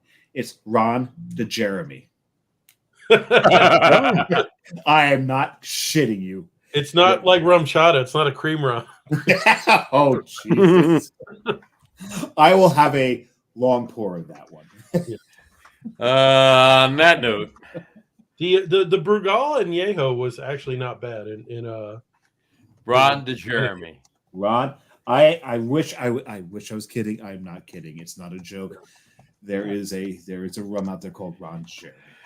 At 381, those of you, I won't go into the details or whatever, but those of you that know the reference to the bar at 381, after a Comic-Con, you mean the condos? Condos now. After a Comic-Con one year, I think it was 6 years ago, we actually brought Ron Jeremy back to the bar, so he was in 381. Wait a second. Was it against his will or not? Oh no, he wanted to go. Oh, the way you phrased it. No. And trust me, none of us was there against his will. None of us touched him. You were there against his will. Like none of us touched him by any means. You know what I mean? But we got him back to the bar and made an appearance, and it was kind of mixed reviews, right? Half the people were like, "Yeah, Ron Jeremy." Half the people were like, "Ew." But have you seen Boondock Saints? Oh God, yes, he was fantastic. That's one of the best cameos ever. That was awesome. I'll have the Coke. Yeah, right. I'll have a Coke then. Exactly. Oh, geez. All right. So, hey, 2024. What are we all thinking? Al, you start. Are we talking personally the craft beer? Beer, not personally. Beer. Oh, okay. Yeah, I wasn't going to get into personal shit. Jesus. I'm not that drunk yet. You never know on. If I would have had one more, then like maybe beer fest. Possibility, yeah. Then the only it would be very, very easy. Right. 2024. What do you want personally? More boobies. That'd be for wait. That's every year. Hold on. My 13-year-old nephew playing categories yesterday. B, what grows? Something that grows. He put boobies. There you go. Smart man. Right. Only up to a certain age. And then they Here's what I want to see for 2024. I want to see New Jersey get their shit straight. Good luck. Well, no. But we hope. Figure out you're talking craft beer. Craft beer. Okay. Figure out what they want to be and get it moving. I would like to see the return of more festivals. I think festivals have sort of gone by the wayside. I think there are a lot of people, and I think you're seeing it. You saw it this year, where a lot of people were not attending a lot of festivals for whatever reason. I mean, we saw that directly from AC Beer Fest. Sure. Less breweries. Speaking a lot of lines. What do you think about AC Beer Fest having 2 sessions? I'm okay with that. Because there were a lot of days. It's not in the same day, right? Well, no. But a lot of people were outdoors and indoors, right? Indoors in the spring and outdoors in the summer. I'm gonna be straight with all of you. I will be there in April. I will probably not be there in July. Okay. I like the outdoor. Both. So. Of course. I like the outdoor, but where John's putting it and the date, that's a big one. I don't want to be 90 degrees, on Bader Field getting blasted by the sun with no shade while drinking if you don't have right. Unless you just show up for the night session. Because it's only one day. It's a Saturday day and a Saturday night session. Yeah, but again, you're having to deal with weather, heat. Well, you're welcome to come stand underneath our tent anytime, Al. Yeah, but also, is it going? Will it be dependent upon the musical act? That's true. I think they will put. I think he's going to try to bring fire to it. Though. Yeah. They're going to book huge bands to get people to be there, and I get that. Last year, the Dropkick Murphys. If he's got the Dropkick Murphys in July, but there. But here's the thing. So Dropkick was there in June, and they had a big issue with breweries. He oversold. He didn't get enough, and it wasn't just local guys. Founders wasn't there. Right. There were Victory wasn't there. There was a Founders lot paid of $5,000 the year before. Founders got fined the year before. They got fined big time, so maybe they weren't as quick shell shocked. It was a nice stand, though. I mean, the nice thing they had set up the year before, like 4 ounces of 15% stout. So that's on them. I was happy with that. I got taken around the back, into the woodshed. I didn't want 4 ounces of 15. Wait a second. You got taken out back to the woodshed, or you? I got taken out back to the woodshed and drank a lot of good stuff. But okay. So not taken out back to the woodshed like the little house. No. But that's fine. That's fine. But they didn't get fined for the woodshed people. They got fined for the. Here you go. Here's 5 ounces of what you should only. I don't mind being in the convention center. I think that's the smart move because he knows he's going to get more people there, and people are going to make more of an event out of it. Weather's not going to be an issue, no matter what. No, because you're doing it in the middle of April. It's a smart move. The July one is going to be problematic. You've got to have water stations. You've got to have a lot of. You need shade. Like he needs to get people there that have shade big tents. As far as cooling, not throwing shade. Cooling. Right. That and water stations there already. That was just Dave trying to be 24. I know. That's what he was there. That was just. But you need shade and you need water stations. Was that sus? Little sus. Ooh. If you get those two things, I don't have. They need more like water stations. I don't have the risk. 100%. They had. Yeah. 100%. Refillable water stations. Allow people to come in with bottles that they can refill. And you're good to go. Then you don't have an issue. Yeti type stuff like this, and just exactly. I mean, it makes more sense too because you want people to be responsible. Yeah, but I think that's not what this state is about. We want people to drink without being able to eat. Right. No. But overall in the country, festivals seem to be losing their. They're dying the whole country. Yes. Yeah. I think they seem to be losing their uniqueness and whatever. And you can bring that back because a lot of times people go to festivals because they want to try a bunch of stuff to see what they like and what they don't like. And I think that you can do that in a way that is approachable and, get people involved. Part of the problem is you're making the price point too high. You've got to lower the price point a little bit to entice people to come in. And the VIP packages need to be more VIP. Like if I'm paying, I'll be honest. I think this is the first year I'm actually going to do AC Beer Fest. Yeah, but I think this is the first year I'm going to do AC Beer Fest where I'm actually going to buy VIP tickets for the April session because I want to experience it. I've never experienced it before, and I want to experience the whole, having the toast and being able to go to a different place and this and that and whatever. If you're gonna entice people to pay, like say a regular ticket is $50 and the VIP is $90 or $100. If it's $100, what are you giving me for that $100? I want stuff that I can't get paying $50. You need to create those things. So to be fair, when they did it inside, when they did it in the convention center, there was a whole like Section. off section, Yeah. and you Yep. had one-off breweries brought one-off because when I worked with Cypress, we did it. We brought a Right. one-off cask, and that was it. And that was the only place that was served. That was not brought back. Yeah, there wasn't. Right. It wasn't. It was a VIP Beer was session only earlier because you available got access to earlier. VIP, Plus, and they you had a had a- VIP only section They had during their the own entire buffet. event. They had their That's own what I buffet, want to see. which was really nice. Right. And then every hour they had a different brewery had a one-off cask. Right. That's My- what I want to see. And I thought My, it was really well my done. favorite VIP package I ever bought.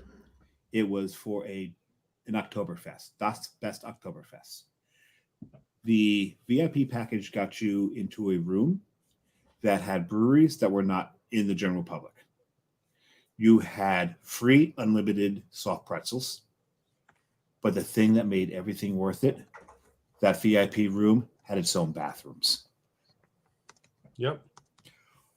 That was, and I can't stress that enough because porta potty lines, bathroom lines, Yeah. when you're in a room that has its own bathrooms, I hate to say that's the biggest thing I hate about the outdoor. When we had it in the convention center, where you had the big, like, rectangle of Jersey breweries, behind all the curtains in the middle of that rectangle was some private bathrooms. So if you were working the booths, like you just went and maybe there'd be John John always set up all the New Jersey breweries were in one big in square one big right in the rectangle. middle. So So in in the the center That was of the middle, best. there'd garage. be a Best thing couple they ever bathrooms on did. this end and a couple bathrooms, and that's inside the middle of the rectangle. Best thing that John ever did was putting all the Jersey breweries in one section Yeah. in the convention center because you could go up one aisle, down one aisle. Well, you just did a then you lap around that Right. rectangle, and you had all Exactly. the Jersey breweries.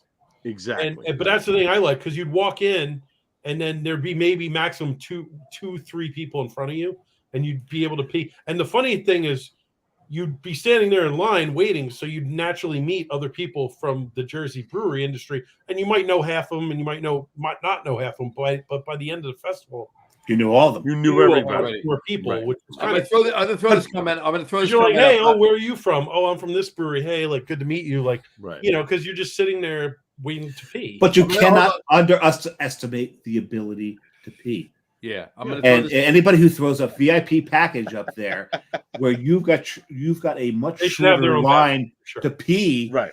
is Yeah. that's oh my god, that's worth I'm that's gonna- worth I'm the gonna- double I'm the gonna- price. Hold on. I'm gonna throw this comment up there, and this is important too because this is really interesting. And it comes from a lawyer. And it comes from a lawyer too about festivals, and this is Do really it. important. This is something that's important too. Here we go. The other issue with festivals is most breweries bring the same beers to every festival. He's not Right. wrong. So He's not Hey, but wrong. you only have 5 beers. Sorry, screw yourself. no. But before the pandemic, I'm kidding. the last AC Beer Festival that was in the convention center, John wanted to make sure that every brewery brought something new, so that you weren't just going there going, "Oh, all right, I'm having the same 3 IPAs." I don't think and it's one talking about lager AC and- Beer Fest, but just in general, other beer fests.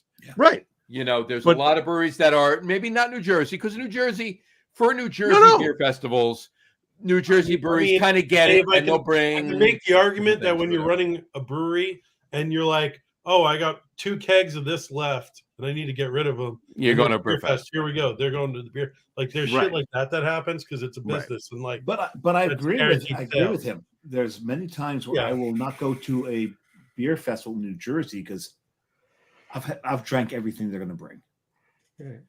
Right. All right, Where- but I'll tell you this. but not that's AC a Beer beer Fest. problem, is not a different. brewery problem. No, not forget AC Beer Fest. The festival that's going to happen in July next year in Branchburg, that's going to be the one you're going to want to go to. And Beer I'll leave it bacon at barbecue. Tell everybody. No. Beer Bacon Barbecue's in May. Oh, which one's No. this one? that. This one is in July. This is going to be the big event that's going to help the associations. That's going to all the proceeds are going to go directly to whatever they're going to call it. I don't even know what they're going to call it here. The Brewers Guild and the Brewers Association are going to get back together. And instead of doing the battleship, because the battleship is being repaired, they're going to do a big event in Branchburg in July, right after 4th of July, the weekend of 4th of July. It's going to be epic, great bands, great beers. That's going to be the one you're going to want to go to. See and you wanna there. Support. There you go. 100%. I'll throw this up there. Brian Boak just said, I always brought special beers to festivals. Absolutely and he right. did an hourly releases. He did. Yeah, and he. Oh, whoa. He said Anne did hourly releases. I'm like, Ann? Ann. Who's Ann? who's Anne? Does his No. wife know? No. And I'm assuming that second N is a D. Yeah. And did hourly release. Yeah, there was a D involved. Does his wife know? Say like Shatner, it's the word "and." And right. But no, he's true. He did. No, he did. I know. There's a lot of breweries. There's a lot of Hourly. Jersey breweries that will bring The different versions of wooden beanie that we had. No, Like he and I were just and talking there about was- this at the Giant Packers game when he brought Two Blind Monks, which was a fantastic double. Yeah. But he brought Two Blind Monks, and it was and he aged it on raspberry coffee, and it was fantastic. It was really, really good. So, but in any event, no, you're absolutely right, Al. And Dave and everybody we're talking about. There's a lot of breweries that will send, and it's not necessarily like I was starting to say. It's not necessarily the breweries that are from Jersey or wherever and we're talking about Jersey here, but any of the states where the beer fest is, right? It's the outside ones that are distributing there. They want to move a couple extra kegs. They'll throw a couple other beers. That's right. I'm sorry. Brian said it was chocolate raspberry coffee. Absolutely. You were way off. I was I forgot the coffee. I forgot the chocolate. Right. You were way off. You're drinking. It's all right. Well, this is true. This is a big beer show, right? So right. In any event, but yeah, there's you have to figure out exactly what you need to bring, and I always think that okay, we need to move a keg. But we also need to bring something that's going to attract somebody to come over to drink it, right? Yeah. But that's the whole point. Right. Dave's right on one hand, but on the other hand, the Jersey breweries in a Jersey beer festival, they're trying to one-up each other. True. Right. So the Jersey breweries tend to bring different stuff because they're trying to. It's just like that whole the Joe Jackson song where the girls dress up for each other. Right. There's that line. When you get to a Jersey Beer Fest, the Jersey breweries, they're bringing beers to impress each other. Sure. Right. So it's the ones that are outside that are doing it. It's why for a while there, I wouldn't go to a lot of the Jersey Beer Festivals because that wasn't always the case back in the day. Back in the day, because there was 9 breweries in New Jersey. So exactly. So I'd go to New York, Pennsylvania. I'd go to all these beer festivals. But nowadays, the New Jersey breweries, they're trying to outdo each other. They're trying to one-up each other. And so few of them just bring the same beer every single year because they're going to get called out. They're going to get called out by the other Jersey breweries going, you brought that again. It's because as much as the Jersey breweries all love each other, as well as anybody else, it's a family. And a family is going. That was a squabble. Exactly. Family members going to knock each other's dick in. I like you. Exactly. So but remember, and on your Joe Jackson note, you can't get what you want till you know what you want. All right. So remember that. That's always important too. Well, you can't always get what you want, but sometimes you'll get what you need. Well, that's a rolling. We get what we need. I'll be happy at this point. Exactly. Those are octogenarians. Anyway. Wait a second. All right. Am I the oldest person on the show again? You are. You are. You are. Don't feel bad on the second oldest person on the show. So there you go. Anyway. And then Matt, you got to be. Well, hold on. Matt's got to be the youngest. Matt's the child. He's the child. All right. 44-year-old. I'm number 3. Oh, I'm the 3. You're number 3. I'm number 3. Exactly. Yeah. Exactly. Anyway. All right. So, but hey, as far as age goes, Al and I both have a very good birthday. This is true. Because it's the same day. So yeah, it's true. Okay. Jay Leno, Saddam Hussein, Jessica Alba. Jessica Alba. Damn, that explains a lot. Jessica Alba. Jessica Alba. That's right. There you go. Right. And James Madison. Wait a second. James Madison, President of the United States. Al, he mentioned Jessica Alba. Put the hat back on again. There you go. Sorry. Wait. Put the hat back on again. And since he was involved in a decent amount of the show with crew comments, Brian Boak just said, no, I am the oldest. Yeah, he's not wrong. Thank you for that, Brian. Thank you, Brian. We appreciate that. So, I appreciate it. anyway.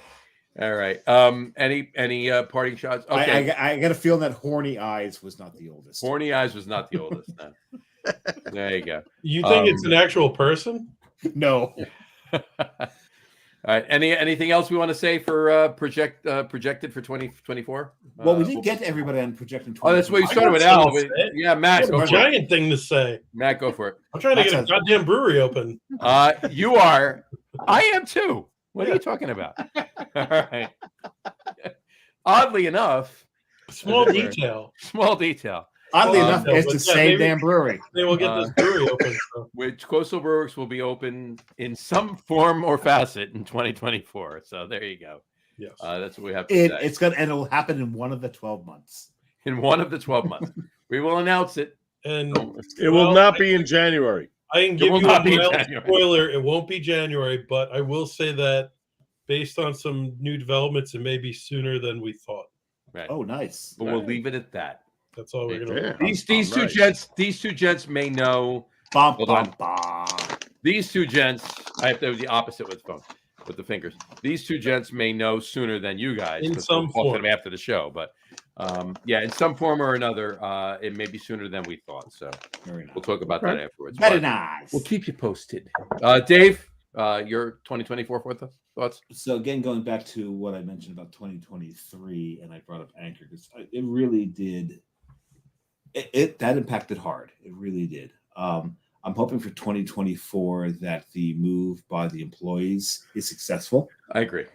and that they bring this brewery back online where it existed. This brewery is a huge part of San Francisco history, and we always got the sense of that. But a couple of weeks ago, when we had Almanac on the show, we got even more of a greater sense of that, where we're talking to what I consider one of the greatest breweries in the San Francisco area, and the reverence that they give to Almanac, the history,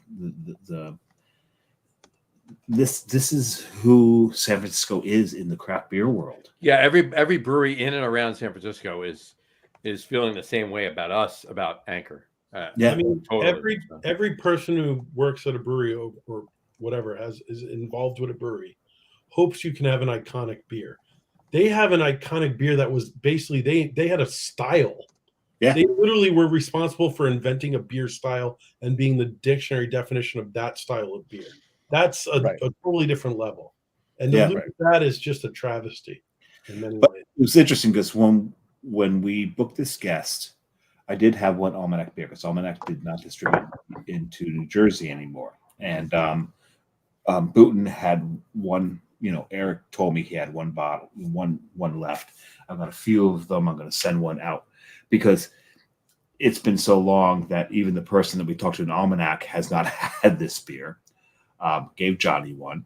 Mhm. And I was a little hesitant to drink Anchor beers on a show with Almanac, but I wanted to drink a San Francisco beer. And his reaction to I had a Humble Sea beer. That's the only San Francisco beer I had on the show. So, but his reaction to us drinking beers from San Fran, well, especially Anchor, his reaction to me drinking Anchor, he's like, "I'm so honored you're drinking Anchor on this show."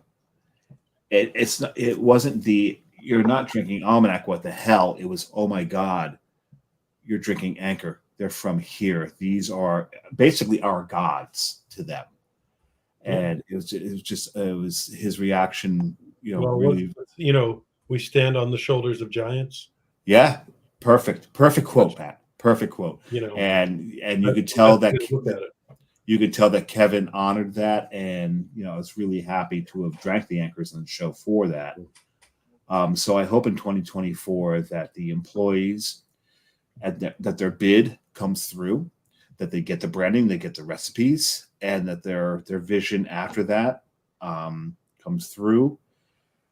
I will support financially right now. The only thing that I'm working out in my head is what's the dollar level going to be? Yeah. I know it's going to be at least $2.50. I may go higher than that. I'm not sure. But this is a brewery I really think is I've been harping on it a good portion of the show. I think it's one of those breweries. Remember back in the day of the failure of the banks where they were too big to fail. Anchor to me is too special to fail. It's too special to lose.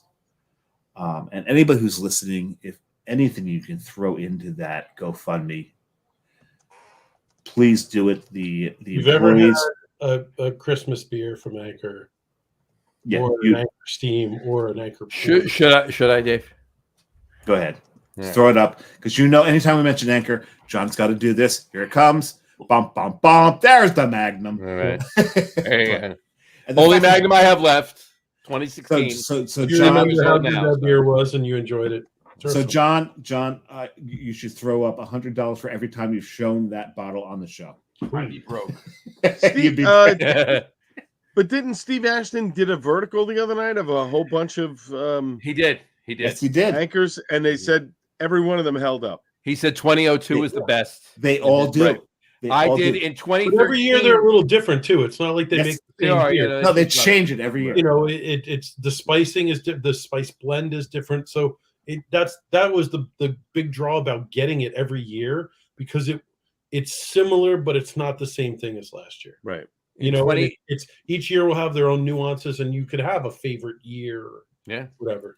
But the I thing will is, tell you and- this. I will Yeah. tell you this. If you haven't been to Wet Ticket yet and had their spiced brown ale that Tim put on their test ticket, it's like, outstanding. John But needs. but I the might, thing about I might have to take a ride, Matt. but the thing about San Francisco, Thursday after work. I'm not too far away. All right. and I was in San Francisco this year, It's good.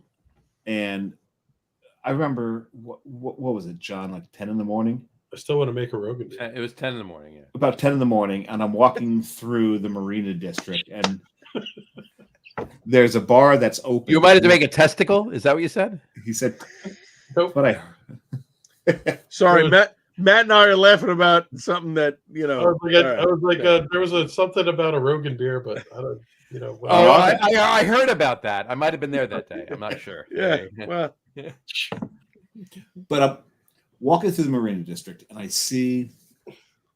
just come across this placard in the street that says, "We have Anchor Steam on tap." The Yep. brewery's already closed, so of course I wonder. It's 10 in the morning, and I'm drinking Anchor Steam on tap. Mhm. But to give you an idea of how much this beer, think this brewery is It's been 18 beloved. years since I had an Anchor Steam on tap.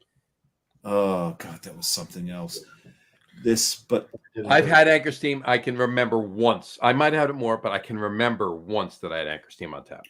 I had it 5 times while I was in San Francisco because I knew every time that I was saw done. it was on tap. It was I done. need to have it because there's a very good chance this may be the last opportunity I will ever have this beer. But my point is, like, if we ever lost a brewery here in this state, historically, how big of a loss is it? Not really. Right? Well, Maybe- what if well, You're wait, right, that there was depends no on the vote. brewery. Depends on the No. brewery. there's Think no more about it. vote? Dave would retire. Well, you know me. I would Dave would- I'd be destroyed. will not but, stand. But I'm just saying, historically speaking, there are only a few breweries in this country historically that stand up to the historical breweries in the country. Right. New Jersey does not. No offense to Kane, no offense to Carton, no offense to Flying Fish or any of the predecessors. We don't have that here. Why We not? don't have any of those great, well-known national breweries that would be a loss. Anchor is one of those treasures, Yingling would They be the other. defined a style. but that's Pennsylvania. They defined a And style Right, which no. Yingling would probably be the keep closest. having a good Right. beer. They defined England's one of the closest. Brooklyn may be the next closest ish. No, Yingling. Yingling. But Yingling. But they're pretty damn solid. They're not going anywhere. No. They don't need to ever sell out to a Japanese multinational the way Anchor Right. did. But Anchor is one of those historic. Yeah, And I but- think But the Sapporo thing with Anchor was a completely different. Sapporo bought Anchor thinking that Anchor could make Sapporo beer, and then realized, oh shit, they're they not can't geared make to. our beer. So That's bought why Stone. they bought Stone. Yes, Right. that's why they bought Stone. And Stone already was bi-coastal, so they knew that, like the smarter thing would have been for Sapporo to wait and buy the right brewery. They just sounds like they didn't jumped do their in. due diligence very well. Exactly. Of course they didn't. But it doesn't matter what they did, what they didn't do. They fucked all of us. Of course. They're destroying a historical brewery, which But Dave, here's my thing. You have a thing? No, because no. Anchor was not a big deal except for their Christmas ale. Like everybody wanted their Christmas ale. Guys, I'm going to be back in 1 second. Go pee. Go ahead. Yeah, it's going to take more than 1 second. See, I had to do that befor. I thought it was a dog thing. John told us it was a dog thing. The dog thing was an hour ago. Listen, my bladder's good, but it's not that good. The anchor thing, everybody wanted the Christmas ale, but outside of San Francisco, who was getting Anchor Steam? Nobody. Right? So but you're exactly the point. We are the ones to blame. No, right. Because we didn't drink the beer. Right. We didn't drink the beer because there were so many other beers that were out there. And Anchor sort of got lost in the morass of all of the other things. What's new? Right. So we're looking to recapture what got us into craft beer in the first place when there was only Sam Adams, Anchor Steam, Sierra Nevada. Those breweries, right? Anchor Steam was sort of that OG of 35, 40 years that we could kind of connect with. Yeah. And so, I don't feel like all of America can kind of appreciate what Anchor Steam really was. Yeah. Who's making a California Common? Who's making a steam beer? Not many. I don't disagree with you at all. Here's the problem. Okay. People like us in our 50s and people in their 60s for that matter. Anchor Steam and some in their mid 40s. Anchor Steam. No, but Matt had the best line. He's like, not 50. Not 50. No, like us, like I'm like, no. When it comes to talk about Anchor Steam, though, Matt, you're honorary 50s. Yeah. Right. Anchor. All right, wait. But here's hold on. Let me finish mine first. Anchor, Sierra Nevada, Sam Adams, all of those, right? They're OGs for us. People that are in their 20s and 30s and early 40s. Yeah, they're OGs, but there's a lot of other OGs. Because stuff that we may consider newer breweries, even though they're 20 years old, they're OGs for people in their 20s and 30s. But here's my take on it, John. Yeah. One of the biggest growing segments, I think, in craft beer is lagers. Mm-hmm. Yeah, of course. And steam beer, and we all are happy with that. No, and I think that's a huge thing. Lagers are on the upswing, and I think now is like the perfect time for steam beer to be rediscovered and be. Not only for Anchor to really sell a lot of it, but for other craft breweries to really make steam beers. Right. Because it is that beer that has a very nice lager profile in many ways. Right.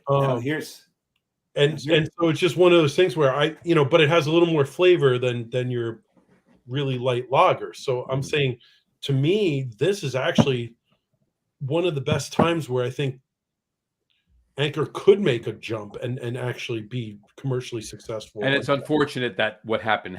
Exactly. I agree. This is when the lager's on the upswing. And I just think they have a situation where they haven't had enough newer people. We obviously know it from historically having it, but I think you need to get the new generation to try it. Say, listen, if you like all these lagers that everyone's drinking now, try this steam beer. Now, and I think that it would get traction. Conversely, there was something I brought up about 3 shows ago, John, where we were talking about with Anchor Christmas, because you brought up the biggest sale for Anchor Christmas. The biggest thing that kept them relevant was the Christmas sale, right? Anchor. Sure. Right? Anchor goes away. We know we're not getting Christmas. Yeah, this year was weird. Yeah, Sam Adams all of a sudden puts Old Fezziwig out in 6-packs for the first time. Way ever. Overdue, first off. But Way overdue. But Right. I think one has a direct correlation with the other. I do too. you're not wrong. Where Sam Adams goes, wait a second, Anchor Christmas coming out. Now's the time to put Fezziwig out in 6s, because there's I think someone in marketing in Sam Adams realized now is the time. But I really, for 2024, I really hope that the employees get what they want. They get the branding, they get the recipes, and that turns into what their goal is, what their strategy is to then find other investors and say, okay, we're going to work with you. You've got the branding, you've got the recipes. You're the only ones who can brew this beer. It needs to be brewed where it's always been brewed. We will buy the property. We will buy the equipment. We were going into this together, and Anchor will be rescued. And when Anchor is rescued, imagine the Maytag family wants to reinvest. that'd be amazing. That would be great. like one of Because they've saved them once before. Save Yeah. them again. Let me in. That would But- be kind of one of the coolest beer stories ever. But Yep. here's the thing, and John and I have talked about this many times in the show, whereas part of the failure on us was that we didn't honor OGs. We talk all the time about drink local. Drink local. And I still agree with that. Which drink local. you have to. You Don't have to. forget. No matter where you are, though. No matter where you are. If you travel, drink local. Right. If you're home, drink local. But do not forget who got us here. Drink Anchor. Drink Great Divide. Drink Founders. Drink all Severe Nevada. Drink all the breweries that got us here. Yeah. We cannot, and maybe this is just me going, get off my lawn, kids. But it is really, Hey, you kids, get off my lawn. is it Even just these guys. yeah, even Dogfish Head, Well, it's- that's a marriage of Dogfish Head and Sam Adams now. So. we don't want Yeah.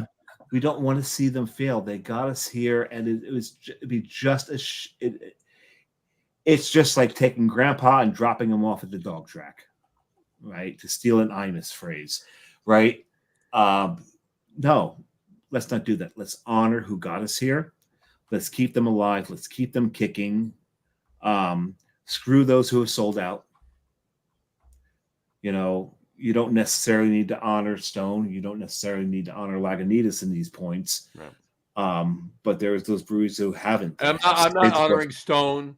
No offense. I'm not honoring Stone because the owner of Stone screwed Anchor. But that's besides the point. So Yeah, because Stone's the one who made it so that Sapporo didn't need them anymore. Right. So, but the ones that have been there for so long, every now and then, John put it perfectly once, you don't have to drink them all the time. We're not asking you to drink them every day. Once in a while. Once in a while. Once a year, if everybody who listens to us buys 1 6-pack from one of these breweries, you're doing your part. You're doing your part. Keep them alive. Buy your Keep them going. Anchor, and granted, Anchor's gone, but Anchor, buy your Christmas sale. Buy 1 or 2 4-pack, but 6-packs of Anchor Steam or Porter or something like that throughout the year. One or two. Sierra Nevada. I don't think Sierra Nevada's in any trouble of going anywhere. But buy your Christmas. No, they're not. Right. Buy your celebration now, but buy 1 or 2 6-packs throughout the year of something else. I got the news for you. Or a bottle of Bigfoot or anything. Or something. Sierra Nevada's never going anywhere because John pays all their taxes in buying Celebration alone. Just I got it, guys. I got it. Yeah. But my wish for 2024 is that we do not lose any other OGs. Yeah. That's my wish for the coming year. That's what I want to see. I'm going to echo for my wishes. I'm going to make it short and sweet. I echo all three of you. All right. But specifically Dave and Matt, I echo, don't lose any other OGs, and let's get CBW open. Right. So, And let's get New Jersey's head out of its ass. Let's get New Jersey's head out of its ass. Yeah, absolutely. 100%. That's probably the toughest one of the three, but it's probably the toughest one of the three. Absolutely. Yeah. But all right. I will let you guys know officially right now. Longest show ever. This is the longest show we've ever done. Hey. Okay. First time. But here's the thing.